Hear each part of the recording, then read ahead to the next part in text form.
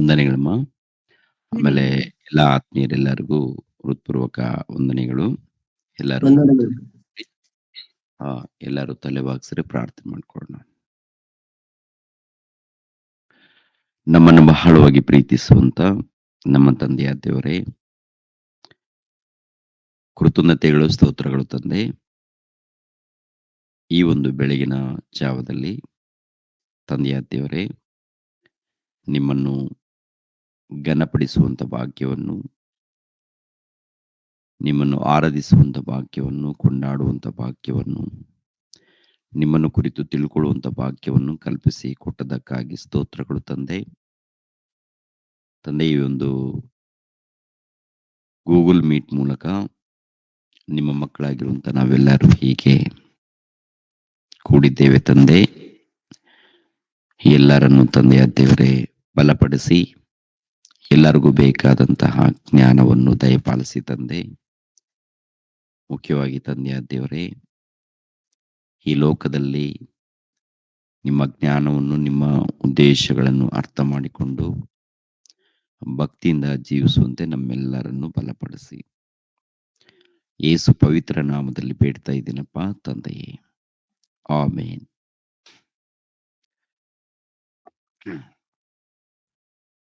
ಲೋಕರಕ್ಷಕನಾದ ಯೇಸು ಕ್ರಿಸ್ತರ ನಾಮದಲ್ಲಿ ನಿಮ್ಮೆಲ್ಲರಿಗೆ ನನ್ನ ಹೃದಯಪೂರ್ವಕದಿಂದ ವಂದನೆಗಳನ್ನು ತಿಳಿಸ್ತಾ ಇದ್ದೇನೆ. ಪ್ರಿಯರ ದೇವರ ಮಕ್ಕಳಿರ, ಧನ್ಯರು ನಿರ್ಭಾಗ್ಯರು ಯಾರ ಗುಂಪಿನಲ್ಲಿ ಇದ್ದೇವೆ ಎಂಬ ಅಂಶವನ್ನು ನಿಮ್ಮೊಟ್ಟಿಗೆ ಹಂಚಿಕೊಳ್ತಾ ಇದ್ದೀನಿ. ಧನ್ಯರು ನಿರ್ಭಾಗ್ಯರು ಯಾರ ಗುಂಪಿನಲ್ಲಿ ಇದ್ದೇವೆ ಎಂಬ ಅಂಶವನ್ನು. ಈ ಮಾನವ ಸಮಾಜದಲ್ಲಿ ಎರಡು ಗುಂಪು ಇದೆ, ಧನ್ಯರು ನಿರ್ಭಾಗ್ಯರು. ಧನ್ಯರು ಅಂತ ಯಾರಿಗೆ ಹೇಳಿದ್ದಾನೆ, ನಿರ್ಭಾಗ್ಯರು ಎಂದು ಕೂಡ ಯಾರಿಗೆ ಹೇಳಿದ್ದಾನೆ. ಪ್ರಿಯರ ದೇವರ ಮಕ್ಕಳಿರ, ಪ್ರತಿಯೊಬ್ಬರು ಕೂಡ ವಾಕ್ಯಗಳನ್ನು ಪರಿಶೋಧನೆ ಮಾಡುವಾಗ ಅರ್ಥ ಆಗತ್ತೆ. ನೋಡಿ, ಧನ್ಯರು ಅಂದ್ರೆ ದೇವರನ್ನ ತಿಳಿದುಕೊಂಡು ದೇವರಿಗೋಸ್ಕರ ಪ್ರಯಾಸ ಪಡುವಂತ ಪ್ರತಿಯೊಬ್ಬರಿಗೆ ದೇವರು ಧನ್ಯರು ಅಂತಾನೆ. ದೇವರ ವಚನಗಳಿಗೆ ವಿಧೇಯರಾಗಿ ಚೆನ್ನಾಗಿ ಕಲ್ತ್ಕೊಂಡು ಈ ಸಮಾಜದಲ್ಲಿ ಭಕ್ತರಾಗಿ, ನೀತಿವಂತರಾಗಿ, ಯಥಾರ್ಥರಾಗಿ ಯಾರು ಜೀವಿಸ್ತಾರೋ ಅವರನ್ನ ದೇವರು ಧನ್ಯರು. ಅದೇ ಪ್ರಕಾರ ನಿರ್ಭಾಗ್ಯರು ನಿರ್ಭಾಗ್ಯರು ಎಂದು ಯಾರನ್ನು ಕುರಿತು ಮಾತನಾಡಿದ್ದಾನೆ ಅಂತ ನೋಡುವಾಗ, ಈ ಜೀವಿತ ಕಾಲದ ಮಟ್ಟಿಗೆ ನಾವು ಕ್ರಿಸ್ತನನ್ನ ಹಿಂಬಾಲಿಸಿದರೆ, ಅಂದ್ರೆ ಈ ಜೀವಿತ ಕಾಲದ ಮಟ್ಟಿಗೆ ಅಂದ್ರೆ ಯೇಸು ಕ್ರಿಸ್ತರನ್ನ ನಂಬಿ ಈ ಲೋಕದ ಆಶೆಗಳಿಗೋಸ್ಕರ ಪ್ರಯಾಸ ಪಟ್ರೆ ಅವರಿಗೆ ಹೇಳಿರುವಂತ ಮಾತೇನಪ್ಪ ಅಂತ ನೋಡುವಾಗ ನಿರ್ಭಾಗ್ಯರು ಅಂತ ಹೇಳ್ತಾರೆ. ಧನ್ಯರು ಅಂತ ಹೇಳ್ತಾರೆ, ನಿರ್ಭಾಗ್ಯರು ಅಂತ ಹೇಳ್ತಾರೆ. ಅಂದ್ರೆ ಧನ್ಯರು ಎಂಬ ಒಂದು ಒಳ್ಳೆ ಹೆಸರನ್ನು ಪಡೆದುಕೊಂಡಂತ ಒಂದು ಗುಂಪು ಇದೆ. ಅದೇ ಪ್ರಕಾರ ನಿರ್ಭಾಗ್ಯರು ಎಂಬ ಗುಂಪುನೂ ಇದೆ. ಹೆಚ್ಚಾಗಿ ಯಾವ ಗುಂಪು ಕಾಣುತ್ತೆ ಅಂತ ನೋಡುವಾಗ, ದೇವರ ಮೂಲಕ ಧನ್ಯರು ಎಂದು ಅನಿಸಿಕೊಳ್ಳುವಂತ ಗುಂಪು ಇದೆ ನೋಡಿ, ಇದು ಸ್ವಲ್ಪ ಕಾಣುತ್ತೆ, ಸ್ವಲ್ಪ ಮಂದಿ ಕಾಣ್ತಾರೆ. ನಿರ್ಭಾಗ್ಯರು ಎಂಬ ಗುಂಪಿದೆ ನೋಡಿ, ಬಹಳ ಕಾಣ್ತಾರೆ, ಬಹಳ ಜನ ಕಾಣ್ತಾರೆ ಪ್ರಿಯರೇ. ಇವಾಗ ಇವೆರಡು ಗುಂಪಿನಲ್ಲಿ ನಾವು ಪರಿಶೋಧನೆ ಮಾಡಿದಾಗ ಯಾವ ಗುಂಪಿನಲ್ಲಿದ್ದೀವಿ, ನಾವು ಯಾವ ಗುಂಪಿನಲ್ಲಿದ್ದೀವಿ ಒಂದು ವೇಳೆ ನಿರ್ಭಾಗ್ಯರ ಗುಂಪಿನಲ್ಲಿದ್ರೆ ನಾವೇನ್ ಮಾಡ್ಬೇಕಿವಾಗ? ಧನ್ಯರ ಗುಂಪಿನಲ್ಲಿ ಸೇರ್ಬೇಕು. ಧನ್ಯರ ಗುಂಪು. ಧನ್ಯರ ಗುಂಪು ಅಂದಾಗ ಒಂದ್ಸಾರಿ ಮತ್ತಾಯನ ಬರೆದ ಸುವಾರ್ತೆ ನೋಡಿ ಪ್ರಿಯರೇ. ಮತ್ತಾಯನ ಬರೆದ ಸುವಾರ್ತೆ ಏನ್ರಿ? ಮತ್ತಾಯನ ಬರೆದ ಸುವಾರ್ತೆ 5ನೇ ಅಧ್ಯಾಯ 2ನೇ ವಚನದಿಂದ. 5:2. ಆತ್ಮದಲ್ಲಿ ಬಡವರಾಗಿರುವವರು ಧನ್ಯರು, ಪರಲೋಕ ರಾಜ್ಯವು ಅವರದು. ದುಃಖ ಪಡುವವರು ಧನ್ಯರು, ಅವರು ಸಮಾಧಾನ ಹೊಂದುವರು. ಶಾಂತರು ಧನ್ಯರು, ಅವರು ಭೂಮಿಗೆ ಬಾಧ್ಯರಾಗಿರುವರು. ನೀತಿಗೆ ಹಸಿದು ಬಾಯಾರಿದವರು ಧನ್ಯರು, ಅವರಿಗೆ ತೃಪ್ತಿಯಾಗುವುದು. ಕರುಣೆಯುಳ್ಳವರು ಧನ್ಯರು, ಅವರು ಕರುಣೆ ಹೊಂದುವರು. ನಿರ್ಮಲ ಚಿತ್ತರು ಧನ್ಯರು, ಅವರು ದೇವರನ್ನು ನೋಡುವರು. ಸಮಾಧಾನ ಪಡಿಸುವವರು ಧನ್ಯರು, ಅವರು ದೇವರ ಮಕ್ಕಳು ಅನ್ನಿಸಿಕೊಳ್ಳುವರು. ನೀತಿಯ ನಿಮಿತ್ತವಾಗಿ ಹಿಂಸೆಯನ್ನು ತಾಳಿಕೊಳ್ಳುವವರು ಧನ್ಯರು, ಪರಲೋಕ ರಾಜ್ಯವು ಅವರದು. ಹೀಗೆ ಕೆಲವು ವಚನಗಳನ್ನು ಪರಿಶೋಧನೆ ಮಾಡುವಾಗ ಈ ಗುಣಗಳಿರ್ಬೇಕು ಪ್ರಿಯರೇ. ಈ ಗುಣಗಳು ಇರಬೇಕು. ನಾವು ದೇವರನ್ನ ನಂಬಿದ್ದೀವಿ. ದೇವರನ್ನ ನಂಬಿ ದೇವರನ್ನು ಹಿಂಬಾಲಿಸ್ತಾ ಇರ್ತೀವಿ. ಹಿಂಬಾಲಿಸಿದಾಗ ಈ ಧನ್ಯತೆ ಎನ್ನುವಂಥದ್ದು ನಾವು ಪಡ್ಕೊಳ್ತಾ ಇದ್ದೀವಾ? ಈ ಧನ್ಯತೆ ಎನ್ನುವಂಥದ್ದು ನಾವು ಪಡ್ಕೊಳ್ಬೇಕಾದ್ರೆ ಈ ಗುಣಗಳನ್ನ ಕುರಿತು ನಾವು ಆಲೋಚನೆ ಮಾಡಬೇಕು. ಶಾಂತತೆ ಎನ್ನುವಂಥದ್ದು, ಸಮಾಧಾನ ಎನ್ನುವಂಥದ್ದು, ದೇವರನ್ನು ಹುಡುಕುವಂಥದ್ದು, ವಚನಗಳನ್ನ ಓದಿದ್ದೀವಿ ಪ್ರಿಯರೇ. ಈ ವಚನಗಳನ್ನು ಓದಿದಾಗ ಅದರ ಪ್ರಕಾರ ನಾವಿದ್ರೆ ಖಂಡಿತವಾಗಿ ಧನ್ಯರು ಎನ್ನುವಂತ ಒಂದು ಒಳ್ಳೆ ಬಿರುದನ್ನು ನಾವು ಪಡ್ಕೊಳ್ತೀವಿ ದೇವರ ಮೂಲಕ. ಇನ್ನೊಂದು ಗುಂಪು ನೋಡೋಣ. ಕೊರಿಂಥದವರಿಗೆ ಬರೆದ ಮೊದಲನೇ ಪತ್ರಿಕೆ 15ನೇ ಅಧ್ಯಾಯ 19ನೇ ವಚನವನ್ನು ನೋಡಿ ಪ್ರಿಯರೇ. ಕೊರಿಂಥದವರಿಗೆ ಬರೆದ ಮೊದಲನೇ ಪತ್ರಿಕೆ 15ನೇ ಅಧ್ಯಾಯ 19ನೇ ವಚನ. ಈ ಜೀವಮಾನ ಕಾಲದ ಪೂರ್ತಿಗೆ ನಾವು ಕ್ರಿಸ್ತನಲ್ಲಿ ನಿರೀಕ್ಷೆ ಇಟ್ಟುಕೊಂಡದ್ದೇ ಹೊರತು ಮತ್ತೇನು ಇಲ್ಲದಿದ್ದರೆ ಎಲ್ಲಾ ಮನುಷ್ಯರಲ್ಲಿಯೂ ನಿರ್ಭಾಗ್ಯರೇ ಸರಿ. ಸಾಕು. ನೋಡಿದ್ರ? ಅಂದ್ರೆ ಇವರು ಕೂಡ ಯಾರಪ್ಪ ಅಂತ ನೋಡುವಾಗ ಏಸು ಕ್ರಿಸ್ತನಲ್ಲಿ ನಿರೀಕ್ಷೆ ಇಟ್ಟುಕೊಂಡವರು.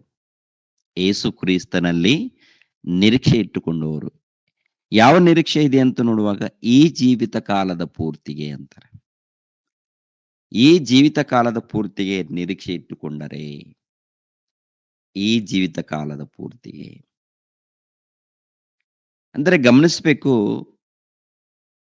ಯೇಸು ಕ್ರಿಸ್ತರನ್ನು ನಂಬಿದ್ದಾರೆ.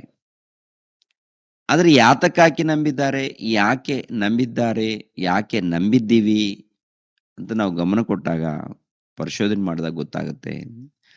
ಈ ಜೀವಿತ ಕಾಲದಗೋಸ್ಕರ ನಂಬಿದ್ದೀವ ಅಥವಾ ನಿತ್ಯ ಜೀವವನ್ನು ಪಡ್ಕೊಳ್ಳೋದಕ್ಕೆ ನಂಬಿದ್ದೀವ ಅನ್ನೋದು.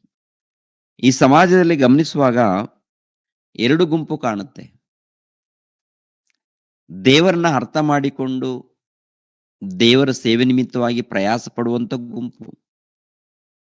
ಅದೇ ರೀತಿಯಲ್ಲಿ ದೇವರನ್ನ ಅರ್ಥ ಮಾಡಿಕೊಳ್ಳದೆ ಹಿಂಬಾಲಿಸುವಂತ ಗುಂಪು. ದೇವರನ್ನು, ದೇವರ ಮನಸ್ಸನ್ನು ಅರ್ಥ ಮಾಡಿಕೊಳ್ಳದೆ ಹಿಂಬಾಲಿಸುವಂತ ಗುಂಪು. ಹಿಂಬಾಲಿಸ್ತಾ ಇದ್ದಾರೆ. ಯಾಕೆ ಹಿಂಬಾಲಿಸ್ತಾ ಇದ್ದಾರೆ? ಯಾಕೆ ನಿರೀಕ್ಷೆ ಇಟ್ಟುಕೊಂಡಿದ್ದಾರೆ? ಯಾಕೆ ಅಂತ ನೋಡುವಾಗ ಈ ಲೋಕದಗೋಸ್ಕರ, ಈ ಲೋಕದಲ್ಲಿ ಆಸೆಗಳನ್ನ ಇಟ್ಟುಕೊಂಡು, ಕೋರಿಕೆಗಳನ್ನ ಇಟ್ಟುಕೊಂಡು ಹಿಂಬಾಲಿಸುವಂಥದ್ದು. ನಿರೀಕ್ಷೆ, ಕ್ರಿಸ್ತನಲ್ಲೇ ನಿರೀಕ್ಷೆ. ಅಂಥವ್ರನ್ನ ಕುರಿತು ಹೇಳುವಂತ ಮಾತು ನಿರ್ಭಾಗ್ಯರು. ನಿರ್ಭಾಗ್ಯರು ಅಂತಾರೆ. ಎಲ್ಲಾ ಮನುಷ್ಯರಲ್ಲಿ ಎಷ್ಟು ಮಂದಿ ಮಾನವರಿದ್ದಾರೆ ಅಂದ್ರೆ ಟೋಟಲ್ ಅನ್ಯರಿದ್ದಾರಲ್ಲ, ಅವರು ದೇವರನ್ನ ನಂಬಿಲ್ಲ. ಅವ್ರಿಗಿಂತ ನಿರ್ಭಾಗ್ಯರು, ಅವ್ರಿಗಿಂತ ನಿರ್ಭಾಗ್ಯರು ನಾವು ದೇವರನ್ನ ನಂಬಿದ್ದೀವಿ ಅಂತ ಹೇಳಿ ಈ ಜೀವಿತ ಕಾಲದ ಪೂರ್ತಿಗೆ ಪ್ರಯಾಸ ಪಟ್ರೆ ಎಲ್ಲಾ ಮನುಷ್ಯರಿಗಿಂತ ನಿರ್ಭಾಗ್ಯರು ಅಂತ. ಆದ್ದರಿಂದ ಹಾಗೆ ಇರದಂತೆ ನಾವು ನೋಡ್ಕೋಬೇಕು. ಇವಾಗ ಯೇಸು ಕ್ರಿಸ್ತರ ಜೊತೆಯಲ್ಲಿ ಒಬ್ಬನಿದ್ದಾನೆ. 12 ಮಂದಿ ಶಿಷ್ಯರಲ್ಲಿ ಒಬ್ಬನು ಇಸ್ಕರಿಯೋತ ಯೂದ. ಇವನು ಏನ್ ಮಾಡಿದ್ದಾನೆ? ಯಾತಕ್ಕಾಗಿ ಪ್ರಯಾಸ ಪಟ್ಟಿದ್ದಾನೆ ಅಂತ ನೋಡುವಾಗ ಆತನ ಇತಿಹಾಸ, ಅಂದ್ರೆ ಇಸ್ಕರಿಯೋತನ ಇತಿಹಾಸ ನಿಮ್ಮೆಲ್ಲರಿಗೂ ಗೊತ್ತಿರುವಂತದ್ದು. ಕೇವಲ 30 ಬೆಳ್ಳಿ ನಾಣ್ಯಗಳಿಗೋಸ್ಕರ ಪ್ರಯಾಸಪಟ್ಟು ತನ್ನ ಗುರುವನ್ನು, ತನ್ನ ಪ್ರಭುವನ್ನು ಒಪ್ಪಿಸಿಕೊಡುವಂಥದ್ದು ನೋಡ್ತಾ ಇದೀವಿ. ಒಪ್ಪಿಸಿಕೊಡುವಂಥದ್ದು. ಮತ್ತಾಯನು ಬರೆದ ಸುವಾರ್ತೆ ಏನ್ರಿ? ಮತ್ತಾಯನು ಬರೆದ ಸುವಾರ್ತೆ 26ನೇ ಅಧ್ಯಾಯ 24ನೇ ವಚನದಲ್ಲಿ ಒಂದು ಮಾತನ್ನು ನೋಡೋಣ. 26, 24. ಮತ್ತಾಯನು ಬರೆದ ಸುವಾರ್ತೆ 26, 24ನೇ ವಚನವನ್ನು ನೋಡಿ ಪ್ರಿಯರೇ. ಮನುಷ್ಯಕುಮಾರನು ಹೊರಟು ಹೋಗುತ್ತಾನೆ ಸರಿ, ಮನುಷ್ಯಕುಮಾರನು ಹೊರಟು ಹೋಗುತ್ತಾನೆ ಸರಿ, ಹಾಗೆ ಆತನ ವಿಷಯವಾಗಿ ಬರೆದಿಲ್ಲ. ಆದರೆ ಯಾವನು ಮನುಷ್ಯಕುಮಾರನನ್ನು ಹಿಡಿದುಕೊಡುವನು ಅವನ ಗತಿಯನ್ನು ಏನು ಹೇಳಲಿ? ಆ ಮನುಷ್ಯನು ಹುಟ್ಟದಿದ್ದರೆ ಅವನಿಗೆ ಒಳ್ಳೇದಾಗಿತ್ತು. ಅಂದ್ರೆ ಗಮನಿಸ್ರಿ, ಇಸ್ಕರಿಯೋತ ಯೂದನನ್ನು ಕುರಿತು ಬರೆಯಲ್ಪಟ್ಟಿದೆ. ಈ ಮನುಷ್ಯನು ಬರೆಯಲ್ಪಟ್ಟ ಪ್ರಕಾರ ಹೋಗಿದ್ದಾನ ಅಥವಾ ಹೇಗೆ ಜೀವಿಸಿದ್ದಾನೆ? ಎಲ್ಲಾ ಮನುಷ್ಯರನ್ನು ಕುರಿತು ದೇವರು ಏನು ಬರೆದುಕೊಂಡಿದ್ದಾರೆ? ಎಲ್ಲಾ ಮನುಷ್ಯರನ್ನು ಕುರಿತು ದೇವರು ಏನ್ ಬರ್ಕೊಂಡಿದ್ದಾರೆ? ನಿನ್ನನ್ನ ಕುರಿತು, ನನ್ನನ್ನ ಕುರಿತು, ಭೂಲೋಕದಲ್ಲಿದ್ದಂತ ಮಾನವರನ್ನು ಕುರಿತು. ನನ್ನ ಮಕ್ಕಳು ಪರಿಶುದ್ಧರಾಗಿರ್ಬೇಕು, ನನ್ನ ಮಕ್ಕಳು ನೀತಿವಂತರಾಗಿ ಜೀವಿಸ್ಬೇಕು, ನನ್ನ ಮಕ್ಕಳು ನನ್ನ ಕ್ರಿಯೆಗಳನ್ನ ಮಾಡಬೇಕು, ಸತ್ಕ್ರಿಯೆಗಳನ್ನು ಮಾಡಬೇಕು, ಕೊನೆಯದಾಗಿ ನನ್ನ ಬಳಿಗೆ ಬರಬೇಕು ಎಂಬ ವಚನವನ್ನೇ ಬರೆದಿರ್ತಾರೆ. ನಾವು ಪರಿಶುದ್ಧರಾಗಿ, ನೀತಿವಂತರಾಗಿ, ಭಕ್ತರಾಗಿ ಜೀವಿಸಿ ಸತ್ ಕಾರ್ಯಕ್ರಮಗಳನ್ನ ಮಾಡಬೇಕು. ಸತ್ ಅಂದ್ರೆ ದೇವರ ವಾಕ್ಯವೇ ಸತ್ಯ. ದೇವರ ವಾಕ್ಯಕ್ಕೆ ಸಂಬಂಧಪಟ್ಟಂತ ಕಾರ್ಯಕ್ರಮಗಳು ಮಾಡಬೇಕು. ಅದನ್ನ ಬಿಟ್ಟು ವಿರುದ್ಧವಾಗಿ ನಡ್ಕೊಂಡ್ರೆ ಈ ಮನುಷ್ಯ ಯಾತಕ್ಕಾಗಿ ಈ ಜೀವಿತ ಕಾಲದ ಪೂರ್ತಿಗೆ ಕ್ರಿಸ್ತನನ್ನ ಹಿಂಬಾಲಿಸಿದ್ದಾನೆ. ತುಂಬಾ ಜನ ಈ ಜೀವಿತ ಕಾಲದ ಪೂರ್ತಿಗೆ, ಅಂದ್ರೆ ಈ ಜೀವಿತದಲ್ಲಿ ನಾವು ದೇವರನ್ನ ನಂಬಿಕೊಂಡ್ರೆ ಸಭೆ ಮೂಲಕ ನಮಗೆ ಹಣ ಬರುತ್ತೆ, ಸಭೆಯ ಮೂಲಕ ನಮಗೆ ಉದ್ಯೋಗ ಬರುತ್ತೆ, ನಮ್ಮ ಮಕ್ಕಳಿಗೆ ವಿದ್ಯಾಭ್ಯಾಸವನ್ನ ಕಲಿಸಿಕೊಡ್ತಾರೆ ಅಂತೇಳಿ ಈ ಜೀವಿತ ಕಾಲದ ಪೂರ್ತಿಗೆ ಒಂದು ವೇಳೆ ನಿರೀಕ್ಷೆ ಇಟ್ಕೊಂಡ್ರೆ ನಿರ್ಭಾಗ್ಯರು ಅಂತ ಹೇಳ್ತಾರೆ. ಯಾವ ಭಾಗ್ಯರು? ನಿರ್ಭಾಗ್ಯರು, ಅಭಾಗ್ಯರು. ಈ ಒಂದು ಮಾತನ್ನು ಹಣ್ಣಿಸ್ಕೊಳ್ತೀವಿ ಪ್ರಿಯರೇ. ದೇವ್ರ ದೃಷ್ಟಿಯಲ್ಲಿ ಮುದ್ರೆ ಬೀಳುತ್ತೆ ಅದು, ನಿರ್ಭಾಗ್ಯರು ಅಂತ. ಅಂದ್ರೆ ಈ ಜೀವಿತ ಕಾಲದ ಪೂರ್ತಿಗೆ ಕ್ರಿಸ್ತನನ್ನ ಹಿಂಬಾಲಿಸಿದರೆ ನಿರ್ಭಾಗ್ಯರು. ಇಸ್ಕರಿಯೋತ ಯೂದನು ನಿರ್ಭಾಗ್ಯನು. ಕ್ರೈಸ್ತ ಪೂರ್ವದಲ್ಲಿ ಇಂಥವ್ರು ಬಹಳ ಮಂದಿ ಇದ್ದಾರೆ. 1ನೇ ಶತಮಾನದ ಕೂಡ ಬಹಳ ಮಂದಿ ಇದ್ದಾರೆ. ಯೇಸು ಕ್ರಿಸ್ತರನ್ನ ಬಹಳ ಮಂದಿ ಹಿಂಬಾಲಿಸ್ತಾರೆ. ಯಾಕೆ ಹಿಂಬಾಲಿಸಿದ್ದಾರೆ ಅಂತ ನೋಡುವಾಗ, ಯೇಸು ಕ್ರಿಸ್ತರ ಬಳಿಯಲ್ಲಿ ಹೋದ್ರೆ ಉಚಿತವಾಗಿ ಊಟ ಸಿಗುತ್ತೆ, ಉಚಿತವಾಗಿ. ಆಮೇಲೆ ಅನೇಕ ಅದ್ಭುತಗಳನ್ನ ಮಾಡ್ತಾನೆ, ಸೂಚಕ ಕ್ರಿಯೆಗಳನ್ನ ಮಾಡ್ತಾರೆ, ಇವೆಲ್ಲ ನೋಡ್ಬೋದು. ಆಮೇಲೆ ಉಚಿತವಾಗಿ ಊಟ ಸಿಗುತ್ತೆ ಅಂತೇಳಿ ಅನೇಕರು ಹಿಂಬಾಲಿಸ್ತಾರೆ ಪ್ರಿಯರೇ. ಅವರೆಲ್ಲರೂ ಯಾರ ಗುಂಪು ಅಂತ ನೋಡುವಾಗ, ಯಾರ ಗುಂಪು? ನಿರ್ಭಾಗ್ಯರ ಗುಂಪು. ಈಗಿನ ಕಾಲದಲ್ಲಿ ಕೂಡ ನಾನು ಯೇಸು ಕ್ರಿಸ್ತರ ನಂಬಿಕೊಂಡಾಗ ಇಂಥದ್ದು ಸಿಕ್ತು, ಅಂಥದ್ದು ಬಂತು, ಅದಕ್ಕೆ ನಂಬಿಕೊಂಡೆ, ಉದ್ಯೋಗ ಬಂತು ಅದಕ್ಕೆ ನಂಬಿಕೊಂಡೆ, ಮಕ್ಕಳು ಹುಟ್ಟಿದ್ರು ಅದಕ್ಕೆ ನಂಬಿಕೊಂಡೆ ಅಂತೇಳಿ ಈ ರೀತಿ ಹೇಳ್ಕೊಳ್ತಾ ಇರ್ತಾರೆ. ಮತ್ತೆ ಯಾರ ಲೀಸ್ಟ್ ಅಲ್ಲಿ ಇದ್ದಾರೆ ಅಂತ ನೋಡುವಾಗ ನಿರ್ಭಾಗ್ಯರ ಲೀಸ್ಟ್ ಅಲ್ಲಿ ಇದ್ದಾರೆ. ಅರ್ಥ ಆಗ್ತಾ ಇಲ್ಲ ಜನರಿಗೆ, ಅರ್ಥ ಆಗ್ತಾ ಇಲ್ಲ. ನಾವು ಭಕ್ತರು ಅಂತ ಭಕ್ತರಂತ ಹೇಳಿಕೊಂಡಾಗ ಭಕ್ತರು ಯಾವ ರೀತಿ ನಡಿಬೇಕೋ ಆ ರೀತಿ ನಡೆದರೆ ಅದಕ್ಕೆ ಬೆಲೆ ಇದೆ ರೀ. ಇವಾಗ ಪ್ರಿಯರ ದೇವ್ರ ಮಕ್ಕಳಿಗೆ ಈ ಲೋಕದಲ್ಲಿ ನಾವು ಯಾರು ಅಂತ ಹೇಳ್ಕೊಂಡಾಗ ಅದರ ಹಾಗೆ ಬದುಕ್ಬೇಕು. ನಾವು ಭಕ್ತರಂತ ಹೇಳ್ಕೊಂಡಾಗ ಭಕ್ತರು ಖಂಡಿತವಾಗಿ ದೇವ್ರು ಮೆಚ್ಚುವಂತ ರೀತಿಯಲ್ಲೇನೆ ಇರ್ಬೇಕು. ಪೊಲೀಸರಂದಾಗ ಸರ್ಕಾರದವರು ಏನ್ರಿ ಕೆಲವು ರೂಲ್ಸ್ ಗಳನ್ನ ನೇಮಕ ಮಾಡಿರ್ತಾರೆ. ವೈದ್ಯರು ಅಂದಾಗ ಕೆಲವು ರೂಲ್ಸ್ ಗಳನ್ನ ನೇಮಕ ಮಾಡಿರ್ತಾರೆ. ಅದರ ಪ್ರಕಾರ ಅವರು ಕೆಲಸ ಮಾಡಬೇಕು. ವಿರುದ್ಧವಾಗಿ ಒಂದು ವೇಳೆ ಈ ಲೋಕದ ಒಂದು ಆಸೆಗಳನ್ನ ಇಟ್ಕೊಂಡು ಕೆಲಸ ಮಾಡಿದಾಗ ಆ ಒಂದು ಅಧಿಕಾರ, ಆ ಒಂದು ಏನ್ರಿ ಪದವಿಗೆ ಮೋಸ ಮಾಡಿದವರಾಗ್ತಾರೆ. ನಾವು ಯೇಸು ಕ್ರಿಸ್ತರನ್ನ ಹಿಂಬಾಲಿಸುವಂತ ಪ್ರತಿ ಒಬ್ಬರಿಗೆ ಕ್ರೈಸ್ತರು ಎಂದು, ಭಕ್ತರು ಎಂದು ಹೆಸರಿರುತ್ತೆ. ಪರಿಶುದ್ಧರು ಎಂದು. ಪರಿಶುದ್ಧರಾಗಿರುವಂತ ನಾವು ಈ ಲೋಕದಲ್ಲಿ ಆಸೆಗಳಿಗೆ, ಕೋರಿಕೆಗಳಿಗೆ ಬಾನಿಸರಾದರೆ, ಇಲ್ಲ ಸೇವಕರಾದರೆ, ದಾಸರಾದರೆ, ಪ್ರಿಯರ ದೇವ್ರ ಮಕ್ಕಳಿರ ನಾವು ನಿರ್ಭಾಗ್ಯರು. ಆದ್ದರಿಂದ ಜಾಗೃತಿ ಪಡಿ ಪ್ರಿಯರೇ, ಜಾಗ್ರತೆ ಅವರು. ಫಿಲಿಪಿಯವರಿಗೆ ಬರೆದ ಪತ್ರಿಕೆ 4ನೇ ಅಧ್ಯಾಯ 21ನೇ ವಚನ. ಫಿಲಿಪಿಯವರಿಗೆ ಬರೆದ ಪತ್ರಿಕೆ 4ನೇ ಅಧ್ಯಾಯ 21ನೇ ವಚನವನ್ನು 21, 22. ಫಿಲಿಪಿಯವರಿಗೆ ಬರೆದ ಪತ್ರಿಕೆ. ದೇವಜನರಲ್ಲಿ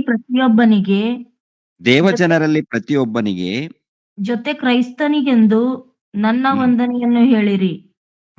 ನನ್ನ ಜೊತೆಯಲ್ಲಿರುವ ಸಹೋದರರು ನಿಮ್ಮನ್ನು ವಂದಿಸುತ್ತಾರೆ. ಇಲ್ಲಿರುವ ದೇವಜನರು ನಿಮ್ಮನ್ನು ವಂದಿಸುತ್ತಾರೆ. ಚಕ್ರವರ್ತಿಯ ಅರಮನೆಗೆ ಸೇರಿದವರು ವಿಶೇಷವಾದ ವಂದನೆಗಳನ್ನು ಹೇಳುತ್ತಾರೆ. ಸಾಕು. ಕೆಳಗಡೆ ಮಾತು ನೋಡುವಾಗ ಚಕ್ರವರ್ತಿಯ ಅರಮನೆಗೆ ಸೇರಿದವರು ವಿಶೇಷವಾದ ವಂದನೆಗಳನ್ನು ಹೇಳುತ್ತಾರೆ. ಚಕ್ರವರ್ತಿಯ ಅರಮನೆಗೆ ಸೇರಿದವರು ಅಂದ್ರೆ ಚಕ್ರವರ್ತಿಯ ಅರಮನೆಗೆ ಸೇರಿದವರು ವಿಶೇಷವಾದ ವಂದನೆಗಳನ್ನ ಹೇಳುತ್ತಾರೆ. ವಿಶೇಷವಾದ ವಂದನೆಗಳನ್ನು ಅಂದ್ರೆ ಚಕ್ರವರ್ತಿಯ ಅರಮನೆಯಲ್ಲಿ ಇದ್ದವರು, ಚಕ್ರವರ್ತಿಯ ಅರಮನೆಯಲ್ಲಿ ಇದ್ದಂಥವ್ರು ವಿಶೇಷವಾದ ವಂದನೆಗಳನ್ನ ಹೇಳ್ತಾ ಇದ್ದಾರೆ ಅಂತ. ಎಲ್ಲಿ ಚಕ್ರವರ್ತಿ ಏನ್ರಿ ಪ್ರಿಯರಾದ ದೇವರ ಮಕ್ಕಳಿರ, ಈ ಮಾತನ್ನ ಗಮನಿಸುವಾಗ ಏನ್ರಿ ರೋಮಾಪುರದಿಂದ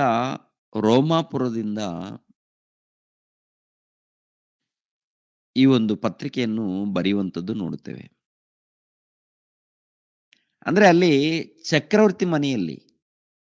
ಚಕ್ರವರ್ತಿಯ ಮನೆಯಲ್ಲಿ ಕೆಲವರು ಕೆಲಸ ಮಾಡೋರು ಏನ್ ಮಾಡಿದ್ದಾರೆ ಅಂತ ನೋಡುವಾಗ ಕ್ರಿಸ್ತನನ್ನ ಅಂಗೀಕರಿಸಿದ್ದಾರೆ. ಅಂದ್ರೆ ಪೌಲನ ಒಂದು ಮಾತನ್ನ ಕೇಳಿ, ಪೌಲನು ಮಾತನಾಡುವಂತ ಒಂದು ಮಾತುಗಳನ್ನ ಕೇಳಿ ಕ್ರಿಸ್ತನನ್ನ ಅಂಗೀಕರಿಸಿದ್ದಾರೆ. ಕ್ರಿಸ್ತನನ್ನ ಅಂಗೀಕರಿಸಿರುವಂತ ಒಂದು ಭಕ್ತರು ಎಲ್ಲಿದ್ದಾರೆ ಅಂತ ನೋಡುವಾಗ ಚಕ್ರವರ್ತಿಯ ಅರಮನೆಯಲ್ಲಿ ಇದ್ದಂತ ಕೆಲಸ ಮಾಡೋರು ಇರ್ತಾರೆ ನೋಡಿ, ಅವ್ರನ್ನ ನಂಬಿಕೊಂಡಿದ್ದಾರೆ. ನಂಬಿಕೊಂಡಂತ ಅವರು ಏನ್ರಿ ಈ ಭಕ್ತರಿಗೆ, ಫಿಲಿಪಿಯಲ್ಲಿ ಇದ್ದಂತ ಭಕ್ತರಿಗೆ ವಂದನೆಗಳನ್ನ ತಿಳಿಸ್ತಾ ಇದ್ದಾರೆ. ವಂದನೆಗಳು ಅಂದ್ರೆ ಪೌಲನು ಮಾತಾಡಿರುವಂತ ಮಾತುಗಳನ್ನ ಅಲ್ಲಿದ್ದಂತ ಜನರು ನಂಬಿಕೊಂಡಿದ್ದಾರಾ ಅಂತ ನೋಡುವಾಗ ಹೌದು ಪ್ರಿಯರೇ, ನಂಬಿದ್ದಾರೆ. ಇವರು ಯಾವ ಗುಂಪಿನಲ್ಲಿ ಸೇರ್ತಾರೆ ಅಂತ ನೋಡುವಾಗ ಧನ್ಯರ ಗುಂಪಿನಲ್ಲಿ ಸೇರಿದವರು. ಏನ್ರಿ ಅಪೊಸ್ತಲನಾಗಿರುವಂತ ಪೌಲನು ಸುವಾರ್ತೆಗೋಸ್ಕರ ಪ್ರಯಾಸ ಪಟ್ಟಾಗ ಅಪೊಸ್ತಲನಾಗಿರುವಂತ ಪೌಲನ ಮೇಲೆ ನಿಂದನೆಗಳು ಆಗ್ತಾರೆ. ನಿಂದನೆಗಳು ಹಾಕೋರು ಯಾರಪ್ಪ ಅಂತ ನೋಡುವಾಗ ಯೆಹೂದ್ಯರೇ. ಎಲ್ಲಿ ಅರೆಸ್ಟ್ ಆಗ್ತಾನೆ? ಯೆರೂಸಲೇಮ್ ಪಟ್ಟಣದಲ್ಲಿ. ಅಂದ್ರೆ ಯೆರೂಸಲೇಮ್ ಪಟ್ಟಣಕ್ಕೆ ಹೋದ್ಮೇಲೆ ಅಲ್ಲಿ ಯೆರೂಸಲೇಮ್ ಪಟ್ಟಣದಲ್ಲಿ ಅರೆಸ್ಟ್ ಆಗ್ತಾರೆ. ಅರೆಸ್ಟ್ ಆದ್ಮೇಲೆ ಈತನ ಬಗ್ಗೆ, ಪೌಲನ ಬಗ್ಗೆ ವಿಚಾರಣೆ ನಡೆಯುತ್ತೆ. ಅರೆಸ್ಟ್ ಮಾಡಿ ಜೈಲಲ್ಲಿ ಹಾಕ್ತಾರೆ ಪ್ರಿಯರೇ. ಈತನ ಏನ್ ತಪ್ಪು ಮಾಡಿದ್ದಾನೆ, ಯಾವ ತಪ್ಪು ಮಾಡಿದ್ದಾನೆ, ದೇವರ ವಿಷಯದಲ್ಲ, ಏನ್ ತಪ್ಪು ಮಾಡಿದಾನಂತೇಳಿ ವಿಚಾರಣೆ ನಡೆಯುತ್ತೆ. ವಿಚಾರಣೆ ನಡೆದಾಗ ದೇಶಾಧಿಪತಿ ವಿಚಾರಣೆ ಮಾಡಿದಾಗ, ಶತಾಧಿಪತಿ ವಿಚಾರಣೆ ಮಾಡಿದಾಗ, ಇಲ್ಲ ಒಬ್ಬ ಅರಸನು ವಿಚಾರ ಮಾಡಿದಾಗ ಯಾವ ತಪ್ಪು ಕೂಡ ಪೌಲನಲ್ಲಿ ಕಾಣಲ್ಲ. ಪೌಲನಲ್ಲಿ ಯಾವ ತಪ್ಪು ಕಾಣಲ್ಲ. ಒಂದು ಸಂದರ್ಭ ಇರುತ್ತೆ ಪ್ರಿಯರೇ. ಒಂದು ಸಂದರ್ಭ ಏನಪ್ಪಾ ಅಂತ ನೋಡುವಾಗ, ಈ ವಿಚಾರಣೆಗೋಸ್ಕರ ನೇಮಿಸಿದಾಗ ಒಬ್ಬ ಅರಸನು, ಯಾರು ಆತನ ಹೆಸರು ಫಿಲಿಕ್ಸನು ಎಂಬ ಅರಸನಿರ್ತಾನೆ. ಫೆಲಿಕ್ಸನು ಎಂಬ ಅರಸನು. ಈತನ ಕಾಲದಲ್ಲಿ ಏನ್ ನಡೀತೆ ಒಂದ್ಸರಿ ನೋಡಿ. ಅಪೋಸ್ತಲರ ಕೃತ್ಯಗಳು 24ನೇ ಅಧ್ಯಾಯ 24ನೇ ವಚನ. ಅಪೋಸ್ತಲರ ಕೃತ್ಯಗಳು 24ನೇ ಅಧ್ಯಾಯ 24ನೇ ವಚನವನ್ನು ಓದಿ ಪ್ರಿಯರೇ. ಕೆಲವು ದಿವಸಗಳಾದ ಮೇಲೆ ಹ. ಫೆಲಿಕ್ಸನು ಯೆಹೂದ್ಯಳಾದ ದ್ರೂಸಿಲ್ಲಳೆಂಬ ಸ್ವಂತ ಹೆಂಡತಿಯೊಂದಿಗೆ ಬಂದು ಪೌಲನನ್ನು ಕರೆಸಿಕೊಂಡು ಕ್ರಿಸ್ತ ಯೇಸುವಿನಲ್ಲಿಡತಕ್ಕ ನಂಬಿಕೆಯ ವಿಷಯವಾಗಿ ಅವನು ಹೇಳಿದ ಮಾತುಗಳನ್ನು ಕೇಳಿದನು. ಪೌಲನು ಸುನೀತಿ, ದಯೆ, ಮುಂದಣ, ನ್ಯಾಯ, ವಿಚಾರಣೆ ಇವುಗಳ ವಿಷಯವಾಗಿ ಪ್ರಸ್ತಾಪಿಸುತ್ತಿದ್ದಾಗ ಫೆಲಿಕ್ಸನು ಭಯಗ್ರಸ್ತನಾಗಿ ಅವನಿಗೆ, ಸದ್ಯಕ್ಕೆ ಹೋಗು, ಸಮಯ ದೊರಕಿದಾಗ ನಿನ್ನನ್ನು ಕರೆಸುವೆನು ಎಂದು ಹೇಳಿದನು. ಓದು ಮಗನೇ. ಇದಲ್ಲದೆ ತನಗೆ ಪೌಲನಿಂದ ಹಣ ಸಿಕ್ಕಿತೆಂಬ ನಿರೀಕ್ಷೆ ಅವನಿಗಿದ್ದ ಕಾರಣ ಅವನನ್ನು ಬಾರಿಗೂ ಕರೆಸಿ ಅವನ ಸಂಗಡ ಸಲ್ಲಾಪ ಪಡುತ್ತಿದ್ದನು. ಸಾಕು ಪ್ರಿಯರೇ. ಇಲ್ಲಿ ನೋಡಿ, ಫೆಲಿಕ್ಸನು ಎಂಬುವಂತ ಒಬ್ಬ ಅರಸನು. ಫೆಲಿಕ್ಸನು ಎಂಬ ಒಬ್ಬ ಅರಸನು. ಈತನು ಏನ್ ಮಾಡ್ತಾ ಇದ್ದಾನಂದ್ರೆ, ಈ ಪೌಲನನ್ನ ಕರೆಸ್ಕೊಳ್ತಾ ಇದ್ದಾನೆ. ಕರೆಸ್ಕೊಂಡು ಕೆಲವು ವಿಚಾರಗಳನ್ನ, ಅಂದ್ರೆ ಯೇಸು ಕ್ರಿಸ್ತರ ಬಗ್ಗೆ ಕೆಲವು ವಿಚಾರಗಳನ್ನ ತಿಳ್ಕೊಳ್ತಾ ಇದ್ದಾನೆ. ಏನು, ಯಾವ ರೀತಿ ಅಂದಾಗ, ಯೇಸು ಕ್ರಿಸ್ತರ ಬಗ್ಗೆ ಆಮೇಲೆ ದೇವರ ಬಗ್ಗೆ ಎಲ್ಲ ತಿಳಿಸಿದಾಗ ಏನ್ರಿ, ಫೆಲಿಕ್ಸಿಯನ್ಗೆ ಭಯ ಉಂಟಾಗುತ್ತೆ ಪ್ರಿಯರೇ. ನೋಡಿ 25ನೇ ವಚನ ಇರುತ್ತೆ ನೋಡಿ.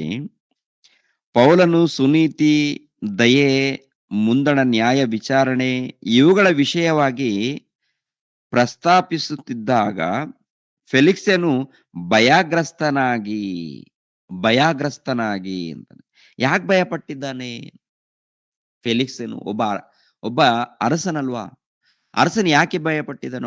ಈತನ ಯಾರಪ್ಪ ಅಂತ ನೋಡುವಾಗ ಪೌಲನು ಒಂದು ಕೈದಿಯಾಗಿರ್ತಾನೆ. ಹೌದಲ್ವಾ? ಕೈದಿಯಾಗಿ ಇದ್ದಂತ ಆ ಸಮಯದಲ್ಲಿ ಆತನ ವಿಷಯದಲ್ಲಿ ವಿಚಾರಣೆ ನಡೆಯುತ್ತೆ. ಆದ್ರೆ ಅದನ್ನ ಪಕ್ಕಕ್ಕೆ ಇಟ್ಟು ಪೌಲನನ್ನ ಮನೆಗೆ ಕರೆಸ್ಕೊಳ್ತಾನೆ. ಫೆಲಿಕ್ಸನು ಎಂಬುವಂತ ಈ ಅರಸನು ಮನೆಗೆ ಕರೆಸಿಕೊಂಡಾಗ, ಏನಪ್ಪಾ ಈ ದೇವ್ರ ಬಗ್ಗೆ ಏನೋ ಮಾತಾಡ್ತಾ ಇದೆಯಲ್ಲ, ಸುವಾರ್ತೆ ಬಗ್ಗೆ, ಯೇಸು ಕ್ರಿಸ್ತನ ಬಗ್ಗೆ ಹೇಳು ನೋಡೋಣ ಅಂತೇಳಿ ಕೇಳ್ತಾನೆ. ಕೇಳಿದಾಗ ಭಯ ಪಡ್ತಾನೆ. ಯಾಕೆ ಭಯ ಅಂತ ನೋಡುವಾಗ, ನೀತಿ ಬಗ್ಗೆ, ದೇವರ ಕರುಣೆ ಬಗ್ಗೆ, ನ್ಯಾಯ ತೀರ್ಪು ಬಗ್ಗೆ ಮಾತನಾಡಿದಾಗ ಭಯ ಉಂಟಾಗುತ್ತೆ. ಯಾಕೆ ಭಯ ಅಂತ ನೋಡುವಾಗ, ಮತ್ತೆ ಆತನು ಮಾಡುವಂತ ಕೆಲಸಗಳೇ ತಪ್ಪು ಕೆಲಸ ಅಲ್ವಾ? ಇವಾಗ ದೇವ್ರ ಮಾತೆ ಹೇಗಿರುತ್ತೆ? ನೀತಿ, ನ್ಯಾಯ, ಧರ್ಮ ಅಲ್ವಾ? ಪರಿಶುದ್ಧತೆ, ಶ್ರೇಷ್ಠತೆ, ನ್ಯಾಯ ತೀರ್ಪು ಇವೆಲ್ಲ ಬಿಡಿಸ್ಕೊಂಡ್ ಬಂದು ಹೇಳಿದಾಗ ಭಯ ಬರುತ್ತೆ. ಇವೆಲ್ಲ ನೋಡುವಾಗ ನಾನು ತಪ್ಪು ಮಾಡಿದ್ದೀನಿ, ನಾನು ಪಾಪಿ ಅಂತೇಳಿ ಮನವರಿಕೆ ಆಗಿದೆ. ಭಯ ಪಟ್ಟಿದ್ದಾನೆ. ಭಯ ಪಟ್ಟ ಮೇಲೆ ಅಂಗೀಕರಿಸ್ಬೇಕಲ್ವಾ? ಏನ್ರಿ, ಭಯ ಬಂದ ಮೇಲೆ ಅಂಗೀಕರಿಸ್ಬೇಕು. ಆದ್ರೆ ಅಂಗೀಕರಿಸದೆ ಸದ್ಯಕ್ಕೆ ನೋಡೋಣ, ಹೋಗ್ ಬಂದ್ಬಿಡ ಅಂತೇಳಿ ವಾಪಸ್ ಕಳಿಸ್ತಾನೆ. ಅಂದ್ರೆ ಈ ಮನುಷ್ಯನು ದೇವರನ್ನ ಅರ್ಥ ಮಾಡಿಕೊಳ್ಳುವಂತ ಭಾಗ್ಯವು ಬಂದಿರುವಾಗ ತಿಳ್ಕೊಂಡಿದ್ದಾನೆ ಇಲ್ವಾ ಅಂತ ನೋಡುವಾಗ ಅಂಗೀಕರಿಸಿಲ್ಲ. ಎರಡನೇದಾಗಿ, ಪೌಲನ ಮೂಲಕ ಏನಾದ್ರೂ ಹಣ ಸಿಗುತ್ತೆ, ಲಂಚ ಏನಾದ್ರೂ ಸಿಗುತ್ತೆ ಅಂತೇನೆ ಎದುರು ನೋಡ್ತಾ ಇದ್ದಾನೆ ಈ ಮನುಷ್ಯ ಎದುರು ನೋಡುವಂಥದ್ದು. ಕೊನೆಯದಾಗಿ ಏನಾದ್ರೂ ನಂಬಿದ್ದಾನ ಅಂತ ನೋಡುವಾಗ ಕೊನೆಯದಾಗಿ ನಂಬಿಲ್ಲ. ಏನ್ರಿ, ಆತನ ಸ್ಥಾನದಲ್ಲಿ, ಅಂದ್ರೆ ಈ ಫೆಲಿಕ್ಸನ ಸ್ಥಾನದಲ್ಲಿ ಇನ್ನೊಬ್ಬರು ಬರ್ತಾರೆ ಅಧಿಕಾರಿ. ಬಂದಾಗ ಈ ಪೌಲನನ್ನು ಏನ್ರಿ ಹಾಗೆ ಬಿಟ್ಟು, ಅಂದ್ರೆ ಪೌಲನ ವಿಷಯದಲ್ಲಿ ಏನು ತಪ್ಪಿಲ್ಲ, ಯಾವ ತಪ್ಪುಗಳಿಲ್ಲ, ಈತನು ನ್ಯಾಯವಂತನು, ಒಳ್ಳೆ ಮನುಷ್ಯ ಅಂತೇಳಿ ಗೊತ್ತಿದ್ರೂ ಕೂಡ ಜೈಲಿನಲ್ಲಿ ಬಿಟ್ಟು ಹೋಗ್ತಾನೆ ಪ್ರಿಯರೇ. ಈತನು ಹಾಗೆ ಬಿಟ್ಟು ಹೋಗ್ತಾನೆ. ನೀವೇ ನೋಡ್ಕೊಳ್ಳಿ ಅಂತೇಳಿ ಇನ್ನೊಬ್ಬ ಅಧಿಕಾರಿ ಬಂದಾಗ ಆ ಅಧಿಕಾರಿಗೆ ಒಪ್ಪಿಸಿ ಬಿಟ್ಟು ಹೋಗುವಂಥದ್ದು ನೋಡುತ್ತೇವೆ. ಯಾಕೆ ಈ ತರ ಮಾಡಿದಾನಂತ ನೋಡುವಾಗ ಏನ್ರಿ, ಹಣದ ಆಸೆ, ಲೋಕದ ಆಸೆ, ಲೋಕದ ಆಸೆ. ಅಂದ್ರೆ ಲೋಕದ ಆಸೆಗೋಸ್ಕರ ಏನ್ ಅಂದ್ಕೊಂಡಿದ್ದಾನೆ ಅಂದ್ರೆ, ತಿಳ್ಕೊಳ್ಳೋಣ, ನೋಡೋಣ, ಏನಾದ್ರೂ ಲಾಭ ಬಂದ್ರೆ ನಂಬೋಣ ಅಂತೇಳಿ. ಈ ಮನುಷ್ಯನು ಒಂದು ಅದ್ಭುತವಾದಂತ ಅವಕಾಶ ಬಂದಾಗ, ಅದ್ಭುತವಾದಂತ ದೇವರ ವಾಕ್ಯಗಳನ್ನ ತಿಳ್ಕೊಂಡು ಬದುಕುವಂತ ಅವಕಾಶ ಬಂದಾಗ ಅದನ್ನ ಕಳೆದುಕೊಳ್ತಾನೆ ಈ ಮನುಷ್ಯನು. ಫೆಲಿಕ್ಸನು ಎಂಬುವಂತ ಈತನು ಏನಾಗ್ತಾನಂತ ನೋಡುವಾಗ ನಿರ್ಭಾಗ್ಯನೂ ಆಗ್ತಾನೆ. ಯಾಕೆಂದ್ರೆ ಅವಕಾಶ ಬಂದಿದೆಯಲ್ವ ಪ್ರಿಯರೇ, ಅವಕಾಶ ಬಂದಿದೆಯಲ್ವಾ. ಅದಕ್ಕೆ ಯೇಸುಪ್ರಭು ಹೇಳುವಂತ ಮಾತು ನೋಡಿ, ಮತ್ತಾಯನ ಬರೆದ ಸುವಾರ್ತೆ 16ನೇ ಅಧ್ಯಾಯ 16ನೇ ವಚನದಲ್ಲಿ ಇರುತ್ತೆ. ಮತ್ತಾಯನ ಬರೆದ ಸುವಾರ್ತೆ 16ನೇ ಅಧ್ಯಾಯ 16ನೇ ವಚನ ಪ್ರಿಯರೇ, 16ನೇ ವಚನ. ಮತ್ತಾಯನ ಬರೆದ ಸುವಾರ್ತೆ. ನೀನು ಬರಬೇಕಾಗಿರುವ ಕ್ರಿಸ್ತನು ಜೀವಸ್ವರೂಪನಾದ ದೇವರ ಕುಮಾರನು ಎಂದು ಉತ್ತರ ಕೊಟ್ಟನು. 26. ಒಬ್ಬ ಮನುಷ್ಯನು ಲೋಕವೆಲ್ಲ ಸಂಪಾದಿಸಿಕೊಂಡರೂ ಒಬ್ಬ ಮನುಷ್ಯನು ಲೋಕವನ್ನೆಲ್ಲ ಸಂಪಾದಿಸಿಕೊಂಡರೂ ಪ್ರಾಣ ಪ್ರಾಣ ನಷ್ಟಪಟ್ಟರೆ ಅವನಿಗೆ ಪ್ರಯೋಜನವೇನು? ಪ್ರಯೋಜನವೇನು? ಒಬ್ಬ ಮನುಷ್ಯನು ಲೋಕವನ್ನೆಲ್ಲ ಅಂದ್ರೆ ಈತನು ಒಬ್ಬ ಅರಸನಾಗಿರುವಾಗ ಓಕೆನಾ, ಎಷ್ಟೋ ಹಣ ಬರುತ್ತೆ. ಕೊನೆಯದಾಗಿ ಒಬ್ಬ ಭಕ್ತನ ಮೂಲಕ ಕೂಡ ಹಣವನ್ನು ಎದು ನೋಡ್ತಾ ಇದ್ದಾನೆ ಅಂದ್ರೆ ಎಂತ ದೌರ್ಭಾಗ್ಯ ಪ್ರಿಯರೇ, ಎಂತ ಒಂದು ನೀಚತನ ಅದು. ಯಾರಲ್ಲಿ? ಒಬ್ಬ ಸೇವಕನು, ಒಬ್ಬ ಭಕ್ತನ ಬಳಿಯಲ್ಲಿ ಹಣ ಎಲ್ಲಿಂದ ಬರುತ್ತೆ? ಭಕ್ತನ ಬಳಿಯಲ್ಲಿ ಹಣ ಎಲ್ಲಿಂದ ಬರುತ್ತೆ? ಹೊರಗಡೆ ನೋಡುವಾಗ ಏನ್ರೋ ಕಳ್ಳರು, ಕದಿಮ್ರು, ಇಲ್ಲಾಂದ್ರೆ ಒಂದು ರೀತಿಯಲ್ಲಿ ಹಗರಣ ಮಾಡುವವರಿದ್ದಾರೆ, ಅವರಿಂದ ಏನಾದ್ರೂ ಕೇಳಿದಾಗ ಏನಾದ್ರೂ ಸಿಗ್ಬೋದು. ಭಕ್ತರ ಬಳಿಯಲ್ಲಿ ಹಣವನ್ನ ಎದುರು ನೋಡ್ತಾ ಇದ್ದಾನಂದ್ರೆ ಅವನು ಮನುಷ್ಯನ? ಒಟ್ಟಿನಲ್ಲಿ ಲೋಕದಲ್ಲಿ ಸಂಪಾದನೆ ಮಾಡ್ಕೊಂಡಿದ್ದಾನೆ. ಆದ್ರೆ ಇಲ್ಲಿ ಪ್ರಭು ಹೇಳುವಂತ ಮಾತೇನಂತ ನೋಡುವಾಗ, ಒಬ್ಬ ಮನುಷ್ಯನು ಲೋಕವನ್ನೆಲ್ಲ ಸಂಪಾದನೆ ಮಾಡಿಕೊಂಡ್ರು ಒಂದ್ ವೇಳೆ ಸತ್ರೆ ಅವನಿಗೆ ಏನು ಪ್ರಯೋಜನ? ಸತ್ರೆ ಅವನಿಗೆ ಏನು ಪ್ರಯೋಜನ ಇದೆ? ಏನೂ ಇಲ್ಲ. ಈ ಲೋಕದಲ್ಲಿ ಏನೋ ಗಳಿಸ್ಕೊಂಡಿದ್ದೀನಿ, ಏನೋ ಸಂಪಾದನೆ ಮಾಡ್ಕೊಂಡಿದ್ದೀನಿ, ಏನೋ ಹೆಸರು ಅಂತ ಹೇಳ್ಕೊಳ್ತಾರೆ. ಏನಿಲ್ಲ, ಎಲ್ಲ ಗಾಳಿಗೆ ಬಿಟ್ಟು ಹೊರಟೋಗ್ಬೇಕಾಗುತ್ತೆ. ಅಂತ ಪರಿಸ್ಥಿತಿ ಪ್ರಿಯರೇ, ಅಂತ ಪರಿಸ್ಥಿತಿ. ಈಗಿನ ಕಾಲದಲ್ಲಿ ಕೂಡ ಎಷ್ಟಿದ್ರು ಕೂಡ ಇನ್ನು ಬೇಕು ಬೇಕು ಬೇಕು ಅಂತ ಆಲೋಚನೆ ಮಾಡ್ತಾ ಇರ್ತಾರೆ. ದೇವರನ್ನು ಕೂಡ ಯಾಕೆ ಹಿಂಬಾಲಿಸ್ತಾ ಇದ್ದಾರೆ ಅಂತ ನೋಡುವಾಗ, ಆಸ್ತಿಗೋಸ್ಕರ, ಅಂತಸ್ತುಗೋಸ್ಕರ ಏನೋ ಸಿಗುತ್ತೆ. ದೇವರನ್ನ ದೇವರನ್ನ ಹಿಂಬಾಲಿಸಿದರೆ ಖಂಡಿತವಾಗಿ ನಮ್ಗೆ ಏನೋ ಕೊಡ್ತಾರೆ ಅಂತೇಳಿ ಭೌತಿಕವಾದಂತ ಆಸೆಗಳನ್ನ ಇಟ್ಟುಕೊಂಡು ಈ ಲೋಕದಲ್ಲಿ ಹಿಂಬಾಲಿಸುವವರಿದ್ದಾರೆ. ಅವರೆಲ್ಲರನ್ನ ಕುರಿತು ದೇವರು ಹೇಳುವಂತ ಮಾತು, ನಿರ್ಭಾಗ್ಯರು. ಮತ್ತೆ ಯಾತಕ್ಕಾಗಿ ನಾವು ಹಿಂಬಾಲಿಸ್ಬೇಕು? ಯಾತಕ್ಕಾಗಿ, ಯಾರಿಗಾಗಿ ಹಿಂಬಾಲಿಸ್ಬೇಕು ಅಂತ ನೋಡುವಾಗ, ದೇವರಿಗಾಗಿ ಹಿಂಬಾಲಿಸ್ಬೇಕು. ಪರಲೋಕದಗೋಸ್ಕರ, ನಿತ್ಯ ಲೋಕವನ್ನು, ಶಾಶ್ವತವಾದಂತ ಲೋಕ ಇದೆ, ಆ ಶಾಶ್ವತವಾದಂತ ಲೋಕವನ್ನು ಪಡೆದುಕೊಳ್ಳೋದಕ್ಕೆ ಈ ಲೋಕದಲ್ಲಿ ಪ್ರಯಾಸ ಪಡಬೇಕು, ಈ ಲೋಕದಲ್ಲಿ ಕಷ್ಟಪಡಬೇಕು. ಅಂತ ಕಷ್ಟಪಡೋರು ಕೆಲವರು ಮಾತ್ರ ಇದ್ದಾರೆ, ಸ್ವಲ್ಪ ಮಂದಿ ಮಾತ್ರ ಇದ್ದಾರೆ ಪ್ರಿಯರೇ, ಸ್ವಲ್ಪ ಮಂದಿ. ಅದರಲ್ಲಿ ನಾವೆಲ್ಲರೂ ಕೂಡ ಇರೋಣ ಪ್ರಿಯರ ದೇವರ ಮಕ್ಕಳು. ತಿಮೋತಿಯನಿಗೆ ಬರೆದ ಮೊದಲನೇ ಪತ್ರಿಕೆ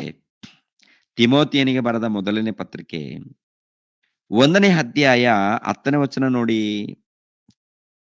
1ನೇ ಅಧ್ಯಾಯ 10ನೇ ವಚನ ಪ್ರಿಯರೇ. ತಿಮೋತಿಯನಿಗೆ ಬರೆದ ಮೊದಲನೇ ಪತ್ರಿಕೆ 1ನೇ ಅಧ್ಯಾಯ 10ನೇ ವಚನ. ಆದರೆ ಅದನ್ನು ಅದರ ಉದ್ದೇಶಕ್ಕೆ ತಕ್ಕ ಹಾಗೆ ಉಪಯೋಗಿಸಬೇಕು. ಅಂದರೆ ಅದು ಅಧರ್ಮಿಗಳು, ಅವಿಧೇಯರು, ಭಕ್ತಿಹೀನರು, ಪಾಪಿಷ್ಠರು, ದೇವಭಕ್ತಿ ಇಲ್ಲದವರು, ಪ್ರಾಪಂಚಿಕರು, ಒಡೆಯುವವರು, ನರಹತ್ಯೆ ಮಾಡುವವರು, ಜಾರರು, ಪುರುಷಗಾಮಿಗಳು, ನರಚೋರರು, ಸುಳ್ಳುಗಾರರು, ಅಬದ್ಧ ಪ್ರಮಾಣಿಕರು, ಬೋಧನೆಗೆ ಪ್ರತಿಕೂಲವಾಗಿ ಬೇರೆ ಏನಾದರೂ ಇದ್ದರೆ ಅದನ್ನು ಮಾಡುವವರು, ಈ ಮೊದಲಾದ ಅನೀತಿವಂತರಿಗಾಗಿ ನೇಮಕವಾಗಿದೆಯೇ, ನೀತಿವಂತರಿಗೆ ನೇಮಕವಾಗಿಲ್ಲವೆಂದು ತಿಳಿದು ಉಪಯೋಗಿಸಬೇಕು. 11ನೇ ವಚನ ಕೊಡೋದು.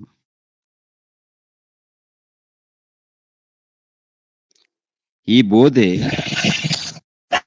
ಭಾಗ್ಯವಂತನಾದ ದೇವರ ಮಹಿಮೆಯನ್ನು ಪ್ರದರ್ಶಿಸುವ ಸುವಾರ್ತೆಗೆ ಅನುಸಾರವಾಗಿದೆ ಅನುಸಾರವಾಗಿದೆಯೇ.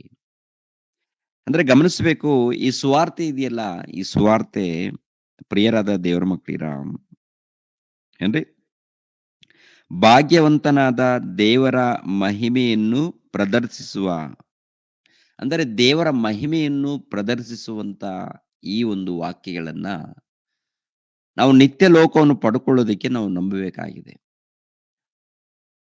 ನಿತ್ಯ ಲೋಕವನ್ನು ಪಡ್ಕೊಳ್ಳೋದಕ್ಕೆ ಇವನ್ನ ನಂಬಬೇಕಾದ್ರೆ ಈ ಮಾತುಗಳನ್ನ ನಾವು ಕೇಳಬೇಕು. ಆದ್ರೆ ಪ್ರಿಯರಾದ ದೇವರ ಮಕ್ಕಳಿಗೆ ಈ ಲೋಕದಲ್ಲಿ ಈ ಕೆಲವು 10ನೇ ವಚನದಿಂದ ಓದ್ಕೊಂಡು ಬಂದಿದೀವಲ್ಲ, ಅಂತ ಗುಣವುಳ್ಳವರು ಬಹಳ ಮಂದಿ ಕಾಣ್ತಾ ಇರ್ತಾರೆ. ಈ ಗುಣದಲ್ಲಿ ಏನಾದ್ರೂ ನಮ್ಮಲ್ಲಿ ಇದ್ರೆ ಎಲ್ಲವನ್ನು ಕೂಡ ನಾವು ತೆಗೆದುಹಾಕೋಬೇಕು. ವಾಕ್ಯದ ಮೂಲಕ ಅದನ್ನ ಶುದ್ಧಿ ಮಾಡ್ಕೋಬೇಕು. ಓಕೆನಾ? ಶುದ್ಧಿ ಮಾಡಿಕೊಂಡು ಭಕ್ತರಾಗಿ ನಾವು ಜೀವಿಸ್ಬೇಕು ಪ್ರಿಯರೇ. ಇವಾಗ ಇನ್ನೊಂದು ಸಮಯ ಬರುತ್ತೆ, ಯಾರು ಅಪೋಸ್ತಲನು ಸುವಾರ್ತೆಗೋಸ್ಕರ ಪ್ರಯಾಣ ಮಾಡಿದಾಗ ಏನ್ರಿ, ಅಪೋಸ್ತಲನನ್ನು ಸೆರೆಯಲ್ಲಿ ಹಾಕ್ತಾರೆ. ಅಪೋಸ್ತಲನಾಗಿರುವಂತ ಪೌಲನನ್ನು ಸೆರೆಯಲ್ಲಿ ಹಾಕುವಂಥದ್ದು ನೋಡಿ. ಆ ಒಂದು ಸಂದರ್ಭವನ್ನು ಕೂಡ ನೋಡೋಣ. ಅಪೋಸ್ತಲರ ಕೃತ್ಯಗಳು 16ನೇ ಅಧ್ಯಾಯ. ಅಪೋಸ್ತಲರ ಕೃತ್ಯಗಳು 16ನೇ ಅಧ್ಯಾಯ. ಈ 16ನೇ ಅಧ್ಯಾಯ 17ನೇ ವಚನವನ್ನು ಓದ್ಕೊಂಡು ಬಂದ್ರೆ, 17ನೇ ವಚನದವರೆಗೆ ಪೌಲನನ್ನು ಹಾಗೂ ಪೌಲನು ನಾವು ಹೋಗುತ್ತಿರುವಾಗ ಅವಳು ಹಿಂದೆ ಬಂದು, ಈ ಮನುಷ್ಯರು ಪರಾತ್ಪರನಾದ ದೇವರ ದಾಸರು, ನಿಮಗೆ ರಕ್ಷಣೆಯ ಮಾರ್ಗವನ್ನು ಸಾರುತ್ತಾರೆ ಎಂದು ಕೂಗುತ್ತಿದ್ದಳು. ಹೀಗೆ ಅನೇಕ ದಿವಸ ಮಾಡುತ್ತಿದ್ದರಿಂದ ಪೌಲನು ಬಹಳವಾಗಿ ಬೇಸರಗೊಂಡು ಹಿಂತಿರುಗಿ ಆ ದೆವ್ವಕ್ಕೆ, ಅವಳನ್ನು ಬಿಟ್ಟು ಹೋಗು ಎಂದು ಯೇಸು ಕ್ರಿಸ್ತನ ಹೆಸರಿನಲ್ಲಿ ನಿನಗೆ ಅಪ್ಪಣೆ ಕೊಡುತ್ತೇನೆ ಎಂದು ಹೇಳಿದನು. ಅದೇ ಗಳಿಗೆಯಲ್ಲಿಯೇ ಅದು ಬಿಟ್ಟು ಹೋಯಿತು. ಸಾಕು, ಒಂದ್ ನಿಮಿಷ. ಇಲ್ಲೇನಪ್ಪ ಅಂತ ನೋಡುವಾಗ, ಫಿಲಿಪ್ ಎಂಬ ಮೆಕೆದೋನ್ಯದಲ್ಲಿ ಪ್ರಧಾನ ಪಟ್ಟಣವು ರೋಮಾಪುರದವರಾದ ಒಂದು ಪ್ರವಾಸ ಸ್ಥಾನವೂ ಆಗಿದೆ ಅಂತ. ಅಂದ್ರೆ ಒಂದು ಪ್ರಾಂತಕ್ಕೆ ಹೋದಾಗ ಅಲ್ಲಿ ಯಾರ್ಯಾರು ಇರ್ತಾರಂತ ನೋಡುವಾಗ, ಸೀಲನು ಆಗಿರ್ಬೋದು, ಆಮೇಲೆ ಪೌಲನು ಆಗಿರ್ಬೋದು, ತಿಮೋತಿ ಆಗಿರ್ಬೋದು, ತಿಮೋತಿ ಅಲ್ಲ, ಯಾರು ಲೂಕನು ಆಗಿರ್ಬೋದು, ಇವರೆಲ್ಲರೂ ಕೂಡ ಇರ್ತಾರೆ ಪ್ರಿಯರೇ. ಇವರಿದ್ದಂತ ಆ ಸಮಯದಲ್ಲಿ ಯಾರು ಈ ಕಣಿ ಹೇಳೋರು ಇರ್ತಾರಲ್ಲ, ಅದರಲ್ಲಿ ಒಂದು ಹುಡುಗಿ ಒಂದು ಪೌಲನ ಬಗ್ಗೆ ಹೇಳುವಂತ ಮಾತೇನಂದ್ರೆ, ಇವರು ರಕ್ಷಣೆಯನ್ನು ಕುರಿತು, ಕ್ರಿಸ್ತನನ್ನು ಕುರಿತು, ಯೇಸು ಕ್ರಿಸ್ತರನ್ನು ಕುರಿತು ಇವರು ಬೋಧನೆ ಮಾಡೋರು ಅಂತೇಳಿ ಹೇಳಿದಾಗ, ಪ್ರಿಯರಾದ ದೇವರ ಮಕ್ಕಳಿರ ಅಲ್ಲಿ ಏನ್ ನಡೆಯುತ್ತೆ ಅಂತ ನೋಡುವಾಗ, ಅನೇಕರು ಪೌಲನ ಮಾತನ್ನು ಕೇಳ್ತಾರೆ, ಅನೇಕರು ದೇವರ ಮಾತನ್ನು ನಂಬ್ತಾರೆ ಪ್ರಿಯರೇ. ಎರಡನೇದಾಗಿ ಆ ಹುಡುಗಿಗೆ, ಅಂದ್ರೆ ದೆವ್ವ ಹಿಡಿದಿರುವಂತ ಆ ಹುಡುಗಿಗೆ ಏನು ಮಾತಾಡ್ತಾರೆ ಒಂದ್ಸರಿ ನೋಡುವಾಗ, 18, ಹೀಗೆ ಅನೇಕ ದಿವಸ ಮಾಡಿದ್ದರಿಂದ ಪೌಲನು ಬಹಳವಾಗಿ ಬೇಸರಗೊಂಡು ಹಿಂತಿರುಗಿ ಆ ದೆವ್ವಕ್ಕೆ, ಅವಳನ್ನು ಬಿಟ್ಟು ಹೋಗು ಎಂದು ಯೇಸು ಕ್ರಿಸ್ತನ ಹೆಸರಿನಲ್ಲಿ ನಿನಗೆ ಅಪ್ಪಣೆ ಕೊಡುತ್ತೇನೆ ಎಂದು ಹೇಳಿದನು. ಅದೇ ಗಳಿಗೆಯಲ್ಲಿಯೇ ಅದು ಬಿಟ್ಟು ಹೋಯಿತು. ಅವಳ ಯಜಮಾನರು ತಮ್ಮ ಆದಾಯದ ನಿರೀಕ್ಷೆ ತಪ್ಪಿತಲ್ಲ ಎಂದು ತಿಳಿದು ಪೌಲನನ್ನು ಸೀಲನನ್ನು ಹಿಡಿದು ಚಾವಡಿಗೆ ಅಧಿಕಾರಿಗಳ ಬಳಿಗೆ ಎಳಕೊಂಡು ಹೋದರು. ಅವರನ್ನು ಅಧಿಪತಿಗಳ ಮುಂದೆ ತಂದು, ಈ ಮನುಷ್ಯರು ನಮ್ಮ ಪಟ್ಟಣವನ್ನು ಬಹಳವಾಗಿ ಗಲಿಬಿಲಿ ಮಾಡುತ್ತಾರೆ. ಇವರು ಯೆಹೂದ್ಯರಾಗಿದ್ದು ರೋಮಾಯರಾದ ನಾವು ಅವಲಂಬಿಸಿ ನಡೆಸಕೂಡದಂತ ಆಚಾರಗಳನ್ನು ಪ್ರಕಟಿಸುತ್ತಾರೆ ಅಂದರು. ಆಗ ದೊಂಬಿ ಜನರು ಕೂಡಿ ಅವರಿಗೆ ವಿರೋಧವಾಗಿ ಒಗ್ಗಟ್ಟಾಗಿ ಎದ್ದರು ಮತ್ತು ಅಧಿಪತಿಗಳು ಇವರ ವಸ್ತ್ರಗಳನ್ನು ಹರಿದು ತೆಗೆದು ಚಡಿಗಳಿಂದ ಒಡೆಯಬೇಕೆಂದು ಅಪ್ಪಣೆ ಕೊಟ್ಟರು. ಅವರಿಗೆ ಬಹಳ ಪೆಟ್ಟುಗಳನ್ನ ಹೊಡಿಸಿದ ಮೇಲೆ ಸೆರೆಮನೆಯೊಳಗೆ ಹಾಕಿದರು. ಅಂದ್ರೆ ಅಲ್ಲಿಂದ ಒಡೆದು ಆನಂತರ ಅನೇಕ ಮಾತುಗಳಿಂದ ಬೈದು ಸೆರೆಮನೆಗೆ ಹಾಕ್ತಾರೆ. ಸೆರೆಮನೆಯಲ್ಲಿ ಹಾಕಿದಾಗ ಏನ್ರಿ, ಅಲ್ಲಿ ಏನಾದ್ರು ಸುಮ್ನೆ ಇರ್ತಾರಂತ ನೋಡುವಾಗ, ರಾತ್ರಿ ಎಲ್ಲ ಕೂಡ ಏನ್ರಿ ದೇವರನ್ನ ಪ್ರಾರ್ಥಿಸುತ್ತಾ, ದೇವರನ್ನ ಕೊಂಡಾಡುತ್ತಾ ಆ ಸೆರೆಮನೆಯಲ್ಲಿ ಇರ್ತಾರೆ. ಆ ಸೆರೆಮನೆಯಲ್ಲಿ ಇದ್ದಂತ ಆ ಸಮಯದಲ್ಲಿ ಏನ್ರಿ, ಏನಾಗುತ್ತೆ, ದೊಡ್ಡದು ಒಂದು ಭೂಕಂಪ ಬರುವಂತದ್ದು ನೋಡುತ್ತೇವೆ. ಭೂಕಂಪ ಬಂದಾಗ ಈ ಸೆರೆಯ ಕದಗಳಿರುತ್ತಲ್ಲ, ಅಂದ್ರೆ ಒಂದು ಎಲ್ಲಾ ಕದಗಳು ಎಲ್ಲ ಕೂಡ ಒಡೆದೋದಾಗ ಓಪನ್ ಆಗುತ್ತೆ. ಎಲ್ಲ ಕೂಡ ಓಪನ್ ಆದಾಗ ಅವಾಗ ಈ ಜೈಲ್ ಅಧಿಕಾರಿ ಏನಾದ್ರೂ, ಪ್ರಿಯರಾದ ದೇವ್ರ ಮಕ್ಕಳಿರ, ಜೈಲ ಅಧಿಕಾರಿ ಇರ್ತಾರೆ ನೋಡಿ. ಈ ಜೈಲ ಅಧಿಕಾರಿ ಏನ್ ಮಾಡ್ತಾನಂತ ನೋಡುವಾಗ, ಯಾರು ಇವ್ ಪೌಲನ ಆಗಿರ್ಬೋದು, ಇಲ್ಲಾಂದ್ರೆ ಕೈದಿಗಳಾಗಿರ್ಬೋದು, ಎಲ್ಲಾರು ಹೊರಟೋಗಿದ್ದಾರೆ ಅಂತೇಳಿ ಭಯಪಟ್ಟು ಆತ್ಮಹತ್ಯೆ ಮಾಡಿಕೊಳ್ಳೋದಕ್ಕೆ ಪ್ರಯತ್ನ ಮಾಡ್ತಾನೆ. ಭಯಪಟ್ಟು ಆತ್ಮಹತ್ಯೆ ಮಾಡಿಕೊಳ್ಳೋದಿಕ್ಕೆ. ಈ ಆತ್ಮಹತ್ಯೆ ಮಾಡಿಕೊಳ್ಳೋದಕ್ಕೆ ಪ್ರಯತ್ನ ಮಾಡಿದಾಗ ಅವಾಗ ಪೌಲನು ಕೂಗ್ತಾನೆ, ಅಯ್ಯ ನೀವೇನು ಮಾಡ್ಕೊಳ್ಬೇಡಿ ಅಂತ.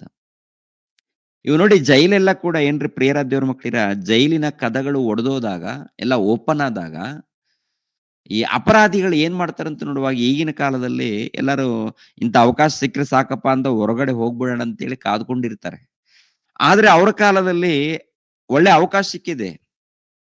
ಜೈಲ್ ಕದಗಳೆಲ್ಲ ಕೂಡ ಒಡೆದೋದಾಗ, ಓಪನ್ ಆದಾಗ ಅವರು ಆರಾಮ್ಸೆ ಹೊರಗಡೆ ಹೋಗ್ಬೋದಾಗಿತ್ತು. ಆದ್ರೆ ಆ ರೀತಿ ಮಾಡಲ್ಲ. ಎರಡನೇದಾಗಿ ಅವ್ರ ಜೊತೆಯಲ್ಲಿ ಅಲ್ಲಿ ಆ ಒಂದು ಜೈಲಲ್ಲಿ ಇದ್ದಂತ ಬೇರೆ ಯಾವ ಕೈದಿಗಳು ಕೂಡ ಹೊರಗಡೆ ಹೋಗಲ್ಲ ಪ್ರೇರಿ. ಯಾಕೆಂತ ನೋಡುವಾಗ, ಅಪೊಸ್ತಲನಾಗಿರುವಂತ ಪೌಲನಾಗಿರ್ಬೋದು, ಸೀಲನಾಗಿರ್ಬೋದು, ಲೂಕನು ಆಗಿರ್ಬೋದು, ಅಲ್ಲಿ ದೇವರನ್ನು ಕುರಿತು ಕೊಂಡಾಡುವಂತ ಒಂದು ಆ ಏನ್ರಿ ಪರಿಸ್ಥಿತಿ, ಒಳ್ಳೆ ರೀತಿಯಲ್ಲಿ ದೇವರನ್ನ ಘನಪಡಿಸುವಂತದ್ದು ಒಂದು ಸಮಯ ನೋಡಿ ಅನೇಕರು ಕೇಳ್ತಾ ಇರ್ತಾರೆ. ಅನೇಕರು ಕೇಳಿ ಅಲ್ಲೇ ಇರ್ತಾರೆ ಪ್ರೇರೆ. ಅಲ್ಲೇ ಯಾಕಿದ್ದಾರಂತ ನೋಡುವಾಗ, ಅಲ್ಲಿ ಒಂದು ಅವರು ಹಾಡುವಂತ ಒಂದು ಹಾಡಿನಲ್ಲಿ ದೇವರ ಪ್ರೀತಿ, ದೇವರೊಂದು ಜ್ಞಾನ, ಆಧ್ಯಾತ್ಮಿಕವಾದಂತ ಜ್ಞಾನ ಇವೆಲ್ಲ ಕೇಳಿ ಅಲ್ಲೇ ಇರ್ತಾರೆ. ಅವಾಗ ಜೈಲ ಅಧಿಕಾರಿ ಆ ಆತ್ಮಹತ್ಯೆ ಮಾಡಿಕೊಳ್ಬೇಕು ಎಂಬುವಂತ ಪ್ರಯತ್ನ ಮಾಡಿದಾಗ ಅವಾಗ ಪೌಲನು ಕೂಗ್ತಾನೆ. ಪೌಲನ್ ಏನ್ ಕೂಗ್ತಾ ಇದ್ದಾನೆ ಒಂದ್ಸಾರಿ, ಪ್ರಿಯರಾದ ದೇವ್ರ ಮಕ್ಕಳಿರ, 27ನೇ ವಚನ. ಆದರೆ ಪೌಲನು ಮಹಾಶಬ್ದದಿಂದ ಕೂಗಿ ಅವನಿಗೆ, ನೀನೇನು ಕೇಡು ಮಾಡಿಕೊಳ್ಳಬೇಡ, ನಾವೆಲ್ಲರೂ ಇಲ್ಲೇ ಇದ್ದೇವೆ ಎಂದು ನಾವೆಲ್ಲರೂ ಇಲ್ಲೇ ಇದ್ದೇವೆ ಎಂದು ಹೇಳಲು ಹೇಳಲು, ದೀಪ ಹ್ಮ್ ತರಬೇಕೆಂದು ಕೂಗಿ ಒಳಕ್ಕೆ ಹಾರಿ ನಡುಗುತ್ತಾ ಪೌಲ ಸೀಲರ ಮುಂದೆ ಬಿದ್ದನು.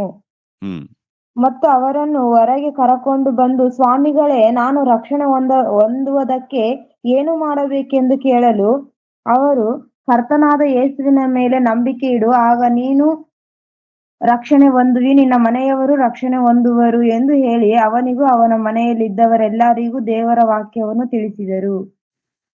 ಹಾ ಆಮೇಲೆ ಅವನು ರಾತ್ರಿಯ ಅದೇ ಗಳಿಗೆಯಲ್ಲಿ ಅವರನ್ನು ಕರಕೊಂಡು ಹೋಗಿ ಅವರ ಗಾಯಗಳನ್ನು ತೊಳೆದು ಕೂಡಲೇ ತಾನು ತನ್ನವರೆಲ್ಲರ ಸಹಿತವಾಗಿ ದೀಕ್ಷಾ ಸ್ನಾನ ಮಾಡಿಸಿಕೊಂಡನು.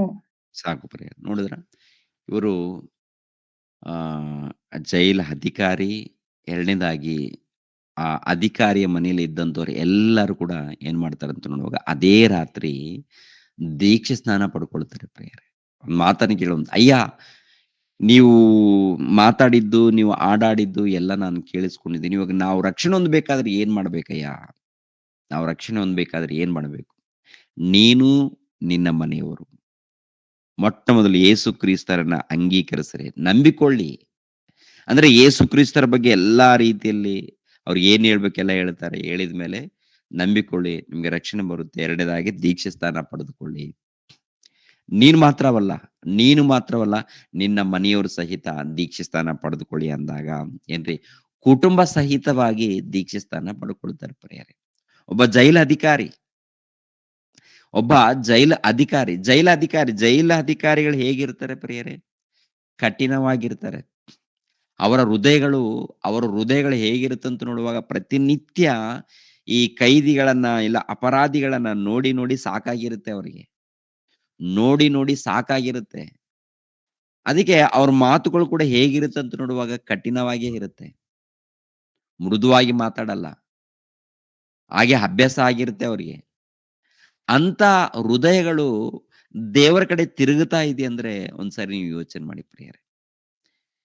ದೇವರ ಕಡೆ ತಿರುಗಿದೆ ಅಂದ್ರೆ ಪೌಲನ ಮಾತಿಗೆ ದೇವರ ಕಡೆಗೆ ತಿರುಗಿದ್ದಾರೆ, ದೀಕ್ಷೆ ಸ್ಥಾನ ಪಡ್ಕೊಂಡಿದ್ದಾರೆ ಅಂದ್ರೆ ಒಂದೇ ಸಾರಿ ವಾಕ್ಯ, ಏನ್ ದೊಡ್ಡ ಸಮಯ ಇಲ್ಲ. ಇವಾಗ ನಾವು ಎಷ್ಟೋ ಸಾರಿ ವಾಕ್ಯವನ್ನ ಕೇಳಿರ್ತೀವಿ. ಅನೇಕ ಸಾರಿ ವಾಕ್ಯಗಳನ್ನ ಕೇಳಿರ್ತೀವಿ, ಆದ್ರೆ ನಮ್ಮ ಬದುಕುಗಳು ಬದಲಾಗಿಲ್ಲ, ನಮ್ಮ ಜೀವಿತಗಳು ಬದಲಾಗಿಲ್ಲ. ನಮ್ಮ ಬದುಕುಗಳು ಯಾವ್ದ್ರಿಗೋಸ್ಕರ ತವಕ ಪಡ್ತಾ ಇವೆ ಅಂತ ನೋಡುವಾಗ ಈ ಲೋಕದಲ್ಲಿ ಬದುಕಿಗಾಗಿ ತವಕ ಪಡ್ತಾ ಇವೆ. ಎಲ್ಲ ಇದ್ರೂ ಕೂಡ ಮತ್ತೆ ಏನೋ ಪಡ್ಕೋಬೇಕು ಅಂತ ತವಕ. ಎಲ್ಲ ಇರುತ್ತೆ, ಎಲ್ಲ ಇದ್ರೂ ಕೂಡ ಮತ್ತೆ ಅದನ್ನ ಪಡ್ಕೋಬೇಕು, ಇದನ್ನ ಪಡ್ಕೋಬೇಕು. ಏಸಯ್ಯ ಅದು ಕಮ್ಮಿ ಇದೆಯಾ, ಇದು ಕಮ್ಮಿ ಇದೆಯಾ, ಇದನ್ನ ಕೊಡಿಯಯ್ಯ, ಅದನ್ನ ಕೊಡಿಯಯ್ಯ ಅಂತೇಳಿ ಏನೇನೋ ಬೇಡ್ತಾ ಇರ್ತೀವಿ ಈ ಲೋಕಕ್ಕೆ ಸಂಬಂಧಪಟ್ಟದ್ದು. ಅಂದ್ರೆ ಏನ್ ಆಸೆಗಳನ್ನ ಇಟ್ಕೊಂಡಿದೀವಿ ಅಂತ ನೋಡುವಾಗ ಈ ಲೋಕದಲ್ಲಿ ಕೋರಿಕೆಗಳನ್ನ, ಎಂತ ಕೋರಿಕೆಗಳಂದ್ರೆ ಏನ್ರಿ, ಎಲ್ಲ ನಾಶವಾಗುವಂಥದ್ದಲ್ವಾ, ಎಲ್ಲ ನಾಶವಾಗುವಂಥದ್ದು ಅಲ್ವಾ. ನಮ್ಗೆ ಏನಾದ್ರೂ ಕೋರಿಕೆ ಇದ್ರೆ, ನಮ್ಗೆ ಏನಾದ್ರೂ ಆಸೆ ಇದ್ರೆ ಪರಲೋಕದ ಮೇಲೆ ಇರ್ಲಿ, ನಿತ್ಯ ಲೋಕದ ಮೇಲೆ ಇರ್ಲಿ, ದೇವರ ವಿಷಯದಲ್ಲಿ ಇರ್ಲಿ. ಓಕೆನಾ?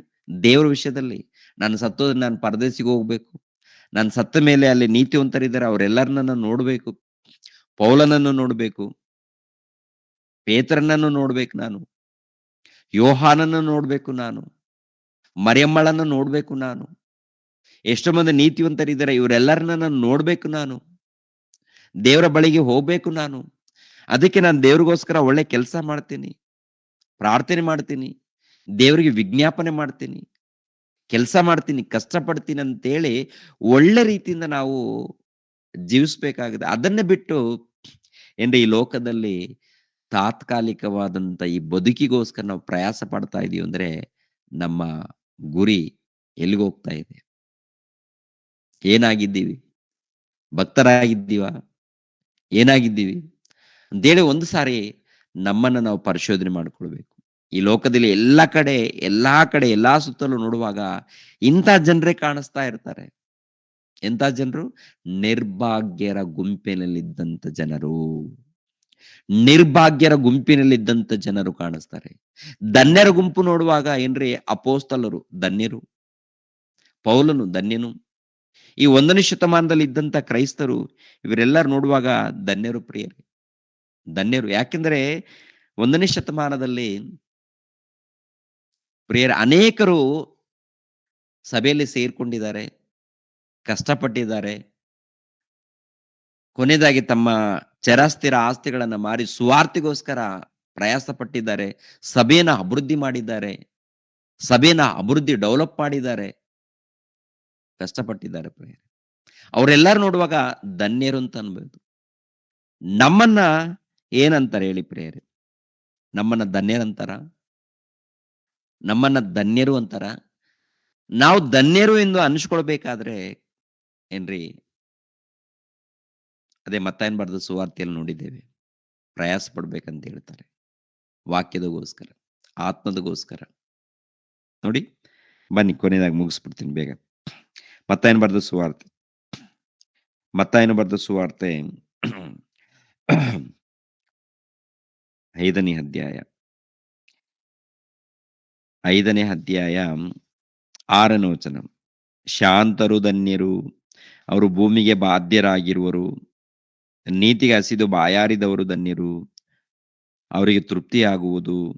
ಕರುಣೆಯುಳ್ಳವರು ಧನ್ಯರು, ಅವರು ಕರುಣೆ ಹೊಂದುವರು ಅಂತ ಹೇಳ್ತಾರೆ. ಅಂದ್ರೆ ಶಾಂತರು ಧನ್ಯರು ಅಂದ್ರೆ ಶಾಂತರು.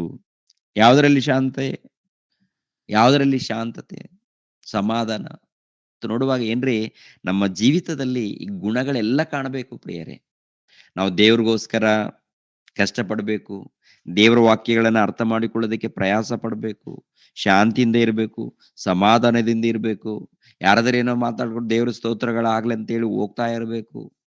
ಓಕೆನಾ? ಒಂದು ಒಳ್ಳೆ ರೀತಿಯಲ್ಲಿ ನಾವು ಜೀವಿಸ್ಬೇಕಾಗುತ್ತೆ. ದೇವರು ಈ ವಚನಗಳನ್ನ ಕೊಟ್ಟಿದಾರಲ್ಲ, ಈ ವಚನಗಳನ್ನ ನಾವು ಸಂಪೂರ್ಣ ಹೃದಯದಿಂದ ಸ್ವೀಕರಿಸಿ ಅದನ್ನ ಅರ್ಥ ಮಾಡಿಕೊಂಡು ಆ ದೇವ್ರು ಏನ್ ಎದುರು ನೋಡ್ತಾ ಇದಾರೋ ಆ ರೀತಿ ನಾವು ಹೋಗ್ಬೇಕು. ಬುದ್ಧಿವಂತರಾಗಿರ್ಬೇಕು, ವಿವೇಕಿಗಳಾಗಿರ್ಬೇಕು, ಜಾಣರಾಗಿರ್ಬೇಕು, ನಿಷ್ಕಪಟಿಗಳಾಗಿರ್ಬೇಕು, ಶ್ರೇಷ್ಠರಾಗಿ ನಾವು ಇರಬೇಕು. ಈ ಲೋಕದಲ್ಲಿ ತಪ್ಪುಗಳು, ಪಾಪಗಳು, ಅನೇಕ ಮೋಸಗಳು, ಇಂತಿಂದು ಆಲೋಚನೆಗಳು ಹುಟ್ಟುತ್ತಾ ಇರುತ್ತೆ. ದೇವರ ಮಕ್ಕಳ ಮಧ್ಯದಲ್ಲೇ ಅನೇಕ ತಪ್ಪುಗಳು ನಡೀತಾ ಇರುತ್ತೆ. ಹೊರಗಡೆ ನೋಡುವಾಗ ಕುರಿವೇಷ, ಒಳಗಡೆ ನೋಡುವಾಗ ತೋಳಗಳು. ಹೊರಗಡೆ ಹೇಗ್ ಕಾಣ್ತೀವಿ ಅಂತ ನೋಡುವಾಗ ಕುರಿವೇಷ, ಒಳಗಡೆ ಆಸ್ತಿ ಮೇಲೆ, ಅಂತಸ್ತು ಮೇಲೆ, ಇನ್ನೊಂದ್ರ ಮೇಲೆ, ಹನ್ನೊಂದ್ರ ಮೇಲೆ ಏನೇನೋ ಕೋರಿಕೆಗಳು ಇಟ್ಕೊಂಡು ನಮ್ಮ ಬದುಕುಗಳು ಹೋಗ್ತಾ ಇರುತ್ತೆ. ನಮ್ಮ ಜೀವಿತಗಳು ದೇವರ ಸೇವೆ ಮಾಡೋದು ಬಿಟ್ಟು, ದೇವರ ಸುವಾರ್ತೆ ಮಾಡೋದು ಬಿಟ್ಟು, ದೇವರ ಕೆಲಸ ಮಾಡೋದು ಬಿಟ್ಟು ಎಂತೆಂಥ ಆಲೋಚನೆಗಳು ಪ್ರಿಯರೇ, ಎಂತೆಂಥ ಆಲೋಚನೆಗಳು. ಹಾಗಿದ್ರೆ ನಾವು ಮೋಸ ಹೋಗ್ತೀವಿ.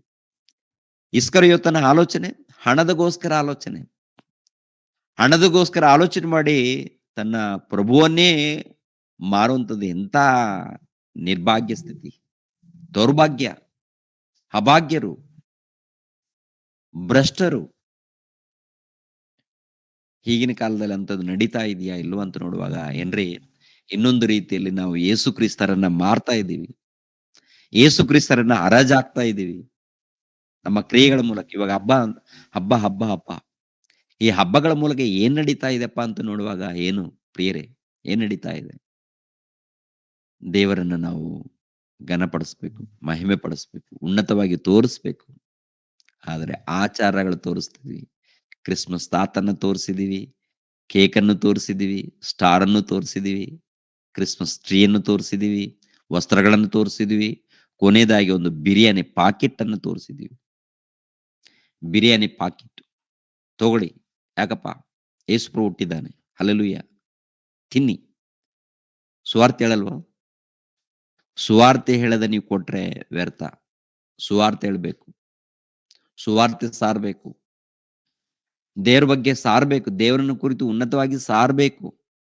ಅದನ್ನ ಸಾರದೆ ಬಿಟ್ಟು ನೀನು ಬಿರಿಯಾನಿ ಪಾಕಿಟ್ ಕೊಟ್ರೆ ಏನು ಇಲ್ಲ, ಎಲ್ಲ ನೀನ್ ದಾನ ಮಾಡಿದ್ರೆ ಪ್ರಯೋಜನ ಏನಿದೆ? ಪ್ರಯೋಜನ ಏನಿಲ್ಲ. ದೇವರ ಪ್ರೀತಿಯನ್ನ ತೋರಿಸ್ಬೇಕು.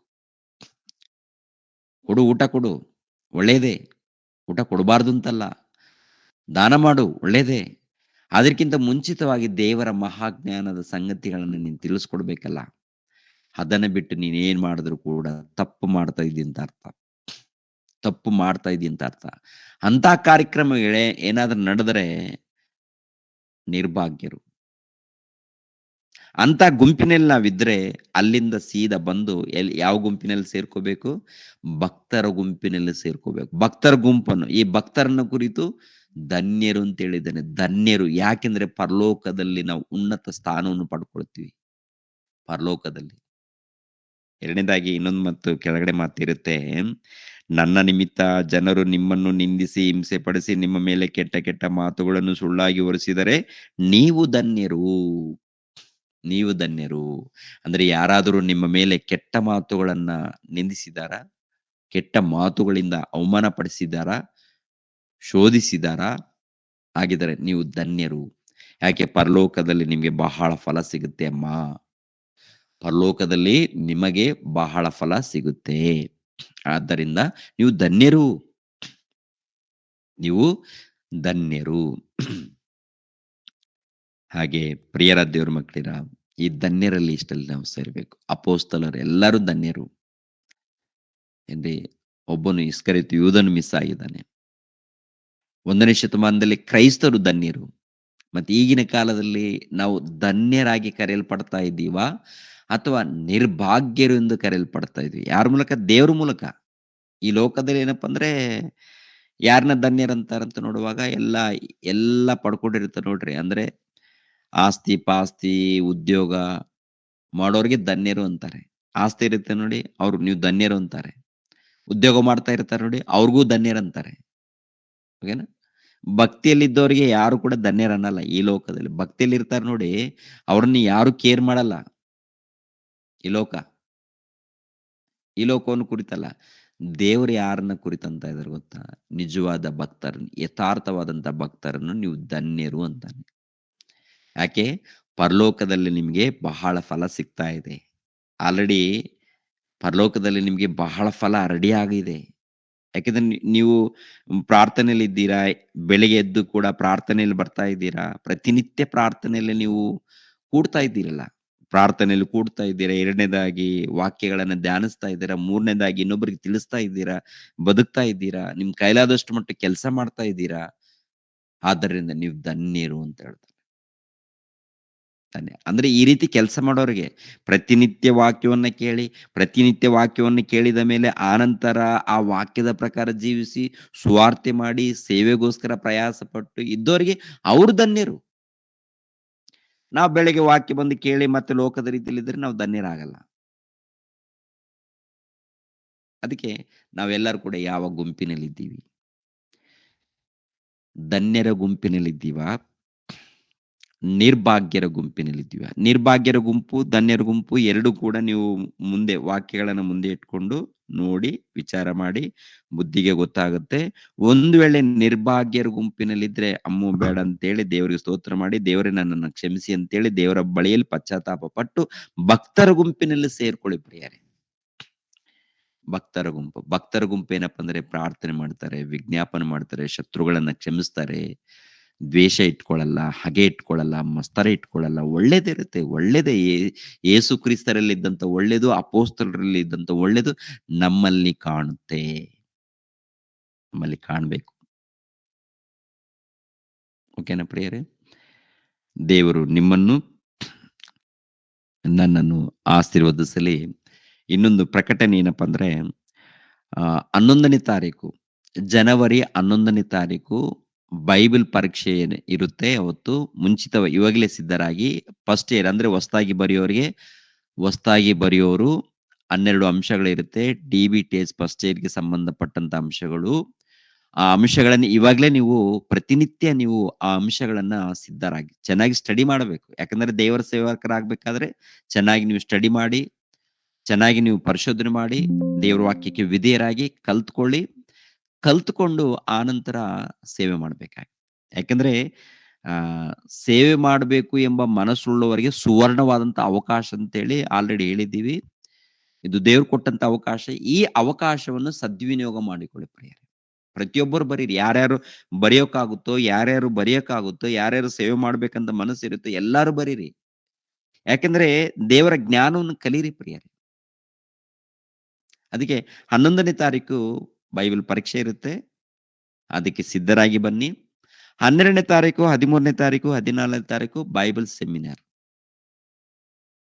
3 ದಿನ. ಈ ಬೈಬಲ್ ಸೆಮಿನಾರ್ಗೆ ಬರುವಾಗ ಏನ್ರಿ, ನಿಮ್ಮ ಬೆಡ್ಶೀಟ್ಗಳನ್ನ ನೀವು ತಗೊಂಡ್ ಬನ್ನಿ. ಅಂದ್ರೆ ಹೊದಿಕೆಗಳನ್ನ ತಗೊಂಡ್ ಬನ್ನಿ. ಎರಡನೇದಾಗಿ ಚಳಿ ಇದೆ, ಈ ಕಡೆ ಚಳಿ ಜಾಸ್ತಿ ಇದೆ. ಸ್ವೆಟರ್ಗಳನ್ನು ಚಿಕ್ಕ ಮಕ್ಕಳನ್ನ ಕರ್ಕೊಂಡು ಬಂದ್ರೆ ಆ ಚಿಕ್ಕ ಮಕ್ಕಳಿಗೆ ಸಂಡೇ ಸ್ಕೂಲ್ ಕಾರ್ಯಕ್ರಮ ಇರುತ್ತೆ. ಚಿಕ್ಕ ಮಕ್ಕಳಿಗೆ ಓಕೆನಾ, ಅವರಿಗೆ ನೀವು ಸ್ವೆಟರ್ಗಳನ್ನು ಎಲ್ಲಾ ರೀತಿಯಲ್ಲಿ ವ್ಯವಸ್ಥೆ ಮಾಡ್ಕೊಂಡು ಬನ್ನಿ. ಮೂರನೇದಾಗಿ 3 ದಿನಕ್ಕೆ ಬೇಕಾದಂತ ವಸ್ತ್ರಗಳನ್ನ ರೆಡಿ ಮಾಡ್ಕೊಂಡು ಬನ್ನಿ. ಮತ್ತೆ ಇಲ್ಲಿ ಯಾಕೆಂದ್ರೆ ನೀರಿನ ವ್ಯವಸ್ಥೆ ಕಡಿಮೆ ಇರುತ್ತೆ. ಇಲ್ಲಿ ಬಂದು ವಸ್ತ್ರಗಳನ್ನ ಅಂದ್ರೆ ಬಟ್ಟೆಗಳನ್ನ ಒಗೆಯೋದು ಅದೆಲ್ಲ ಮಾಡ್ಕೋಬೇಡಿ. ಅರ್ಜೆಂಟ್ ಒಂದ್ ವೇಳೆ ಇದ್ರೆ ನೀವು ಹೊಂದ್ಕೊಳ್ಳಿ ಪ್ರಿಯರೇ. ಅರ್ಜೆಂಟ್ ಬೇಕೇ ಬೇಕು ಅಂದ್ರೆ ನೀವು ಇಲ್ಲಿ ಒಗೆದುಕೊಳ್ಬೇಕು, ತೊಂದರೆ ಇಲ್ಲ. ಆದ್ರೆ 3 ದಿನಕ್ಕೆ ಬೇಕಾದಂತ ವಸ್ತ್ರಗಳನ್ನ ರೆಡಿ ಮಾಡಿಕೊಂಡು ನೀವು ಬಂದ್ರೆ ಒಳ್ಳೆಯದು.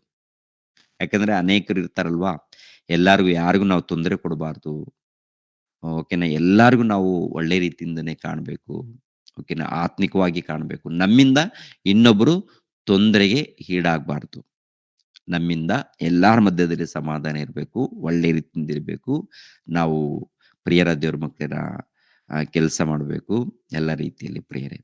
ಓಕೆನಾ, ದೇವ್ರು ಒಳ್ಳೆ ಅವಕಾಶ ಕೊಟ್ಟಿದ್ದಾನೆ, ಅನ್ಯೋನ್ಯತೆ ಸಹವಾಸದಲ್ಲಿ ಜೀವಿಸುವಂತ ಅವಕಾಶ. ಎಲ್ಲಾ ದೇವರ ಮಕ್ಕಳು ಎಲ್ಲರೂ ಸೇರಿ ಕೂಡೋಣ, ಎಲ್ಲರೂ ಸೇರಿ ಸಭೆಯಾಗಿ ಕೂಡೋಣ. ಬನ್ನಿ ಪ್ರಿಯರೇ, ಎಲ್ಲರೂ ಸೇರಿ ಬನ್ನಿ, ಕುಟುಂಬ ಸಹಿತವಾಗಿ ಬನ್ನಿ. ದೇವರ ಒಂದು ಜ್ಞಾನವನ್ನು ನಾವೆಲ್ಲರೂ ಕಲ್ತ್ಕೊಳ್ಳೋಣ ಪ್ರಿಯರೇ. ಓಕೆನಾ? ಓಕೆ ಪ್ರಿಯರೇ, ಈ ವಾರದಲ್ಲಿ ಕೂಡ ಅನೇಕ ಸಭೆಗಳು, ಕೂಟಗಳಿದೆ. ಎಲ್ಲಾ ಕೂಟಗಳಿಗಾಗಿ ನೀವೆಲ್ಲರೂ ಪ್ರಾರ್ಥಿಸಿರಿ ಪ್ರಿಯರೇ. ಓಕೆ, ಎಲ್ಲರೂ ತಲೆಬಾಗಿಸಿರಿ, ನಾನು ಪ್ರಾರ್ಥನೆ ಮಾಡಿ ಮುಗಿಸ್ತೀನಿ. ನಮ್ಮನ್ನು ಬಹಳವಾಗಿ ಪ್ರೀತಿಸುವಂತ ನಮ್ಮ ತಂದೆಯ ದೇವರೇ, ವಂದನೆಗಳು, ಸ್ತೋತ್ರಗಳು ತಂದೆ. ಇಷ್ಟು ತನಕ ಕೆಲವು ವಾಕ್ಯಗಳನ್ನ ತಿಳಿಸ್ಕೊಟ್ಟಿದ್ದೀನಿ ತಂದೆ ನಿಮ್ಮ ಮಕ್ಕಳಿಗೆ. ನಿಮ್ಮ ಮಕ್ಕಳು ಪ್ರತಿನಿತ್ಯ ಹೀಗೆ ಈ ಗೂಗಲ್ ಮೀಟ್ ಮೂಲಕ ತಂದೆ ಪ್ರತಿನಿತ್ಯ ಗ್ಯಾದರ್ ಆಗ್ತಾ ಇದ್ದಾರೆ, ನಿಮ್ಮ ವಾಕ್ಯಗಳನ್ನು ಕೇಳ್ತಾ ಇದ್ದಾರೆ, ನಿಮ್ಮ ವಾಕ್ಯಗಳನ್ನು ತಿಳ್ಕೊಳ್ತಾ ಇದ್ದಾರೆ, ಎಲ್ಲರಿಗೋಸ್ಕರ ಪ್ರಾರ್ಥನೆ ಮಾಡ್ತಾ ಇದ್ದಾರೆ ತಂದೆ. ನಿಮ್ಮ ಮಕ್ಕಳನ್ನ ಆಶೀರ್ವದಿಸಿ ತಂದೆ, ಅಭಿವೃದ್ಧಿ ಆಗೋದಕ್ಕೆ, ಆತ್ಮಿಕವಾಗಿ ಬೆಳೆಯೋದಕ್ಕೆ ಆಶೀರ್ವದಿಸಿ ತಂದೆ. ಅದೇ ರೀತಿಯಲ್ಲಿ ನಿಮ್ಮ ಸೇವೆ ಮಾಡ್ಬೇಕು. ಈ ಕರ್ನಾಟಕದಲ್ಲಿ ಮೂಲೆ ಮೂಲೆಯಲ್ಲಿ ಸತ್ಯವಾದ ಸುವಾರ್ತೆಯನ್ನು ತಲುಪಿಸ್ಬೇಕು ತಂದೆ. ಹಾಗೆ ತಲುಪಿಸುವಂತೆ ನಮ್ಮೆಲ್ಲರಿಗೆ ಸಹಾಯ ಮಾಡಿ. ತಂದೆಯ ದೇವರೇ, ಈ ಕಾರ್ಯಕ್ರಮದ ನಿಮಿತ್ತವಾಗಿ ಪ್ರಯಾಸ ಪಡುವಂತ ನಿಮ್ಮ ಮಗಳಿಗೋಸ್ಕರ, ರೇಖಾರವ್ರಿಗೋಸ್ಕರ, ರೇಖಾರವರ ಮಗನಿಗೋಸ್ಕರ ಪ್ರಾರ್ಥಿಸ್ತಾ ಇದ್ದೀನಿ ತಂದೆ. ಆ ಮಕ್ಕಳನ್ನು ಆಶೀರ್ವದಿಸಿ.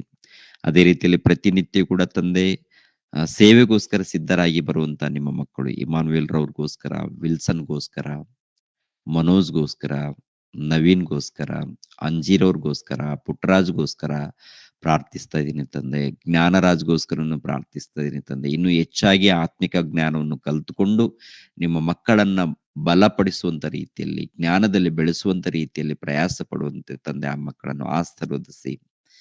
ಅದೇ ರೀತಿಯಲ್ಲಿ ಸಭೆಯಾಗಿ ಕೂಡುವಂತ ಎಲ್ಲಾ ನಿಮ್ಮ ಮಕ್ಕಳಿಗೆ ಹಾಗೆ ಪ್ರಾರ್ಥಿಸ್ತಾ ಇದ್ದೀನಿ. ಎಲ್ಲರನ್ನು ಬಲಪಡಿಸಿ, ಎಲ್ಲರೂ ಶ್ರೇಷ್ಠರಾಗಿ, ಭಕ್ತರಾಗಿ, ಉನ್ನತರಾಗಿ ಜೀವಿಸುವಂತೆ ಸಹಾಯ ಮಾಡಿ. ಇರುವಂತ ಕಾರ್ಯಕ್ರಮಗಳನ್ನು ಅದ್ಭುತವಾಗಿ ನಡೆಸಿಕೊಳ್ಳುವಂತೆ ಸಹಾಯ ಮಾಡಿ. ಜನವರಿ ತಿಂಗಳಲ್ಲಿ ತಂದೆ ಬೈಬಲ್ ಪರೀಕ್ಷೆ ಇಟ್ಟಿದ್ವಿ ತಂದೆ. ನಿಮ್ಮ ಪ್ರೀತಿಯನ್ನ ಒಂದು ಅರ್ಥ ಮಾಡಿಸ್ಬೇಕು, ನಿಮ್ಮ ಪ್ರೀತಿಯಲ್ಲಿ ನಡೆಸಬೇಕು, ನಿಮ್ಮ ಸೇವೆ ನಿಮಿತ್ತವಾಗಿ ಬೆಳೆಸಬೇಕು ಎಂಬ ಉದ್ದೇಶದಿಂದ ಈ ಕಾರ್ಯಕ್ರಮವನ್ನು ಏರ್ಪಾಟ್ ಮಾಡಿಕೊಂಡಿದ್ವಿ ತಂದೆ. ನೀವೇ ನಡೆಸ್ಕೊಡಿ. ಅದೇ ರೀತಿಯಲ್ಲಿ ಸೆಮಿನಾರ್ ಕೂಡ ಅದ್ಭುತವಾಗಿ ನಡೆಸ್ಕೊಡಿ ತಂದೆ. ತಂದೆ, ಎಲ್ಲರನ್ನೂ ಕಾಪಾಡಿ ತಂದೆ. ಈ ಚಿಕ್ಕ ಪ್ರಾರ್ಥನೆಯನ್ನು ನಿಮ್ಮ ಪ್ರಿಯ ಕುಮಾರನು ನಮ್ಮ ರಕ್ಷಕನಾದ ಯೇಸು ಕ್ರಿಸ್ತನ ಹೆಸರಿನಲ್ಲಿ ಸಮರ್ಪಿಸ್ತಾ ಇದ್ದೀನಪ್ಪ ತಂದೆಯೇ. ಆಮೆನ್. ನಮ್ಮ ತಂದೆಯಾದ ದೇವರ ಪ್ರೀತಿಯು, ನಮ್ಮ ರಕ್ಷಕನಾದ ಯೇಸು ಕ್ರಿಸ್ತರ ಕೃಪೆಯು, ಪವಿತ್ರಾತ್ಮರ ಅನ್ಯೋನ್ಯ ಸಹವಾಸವು ಸದಾಕಾಲ ದೇವರ ಜೊತೆಯಾಗಿದ್ದು ನಡೆಸಲಿ. ಆಮೇನ್. ಎಲ್ಲರಿಗೂ ವಂದನೆಗಳು.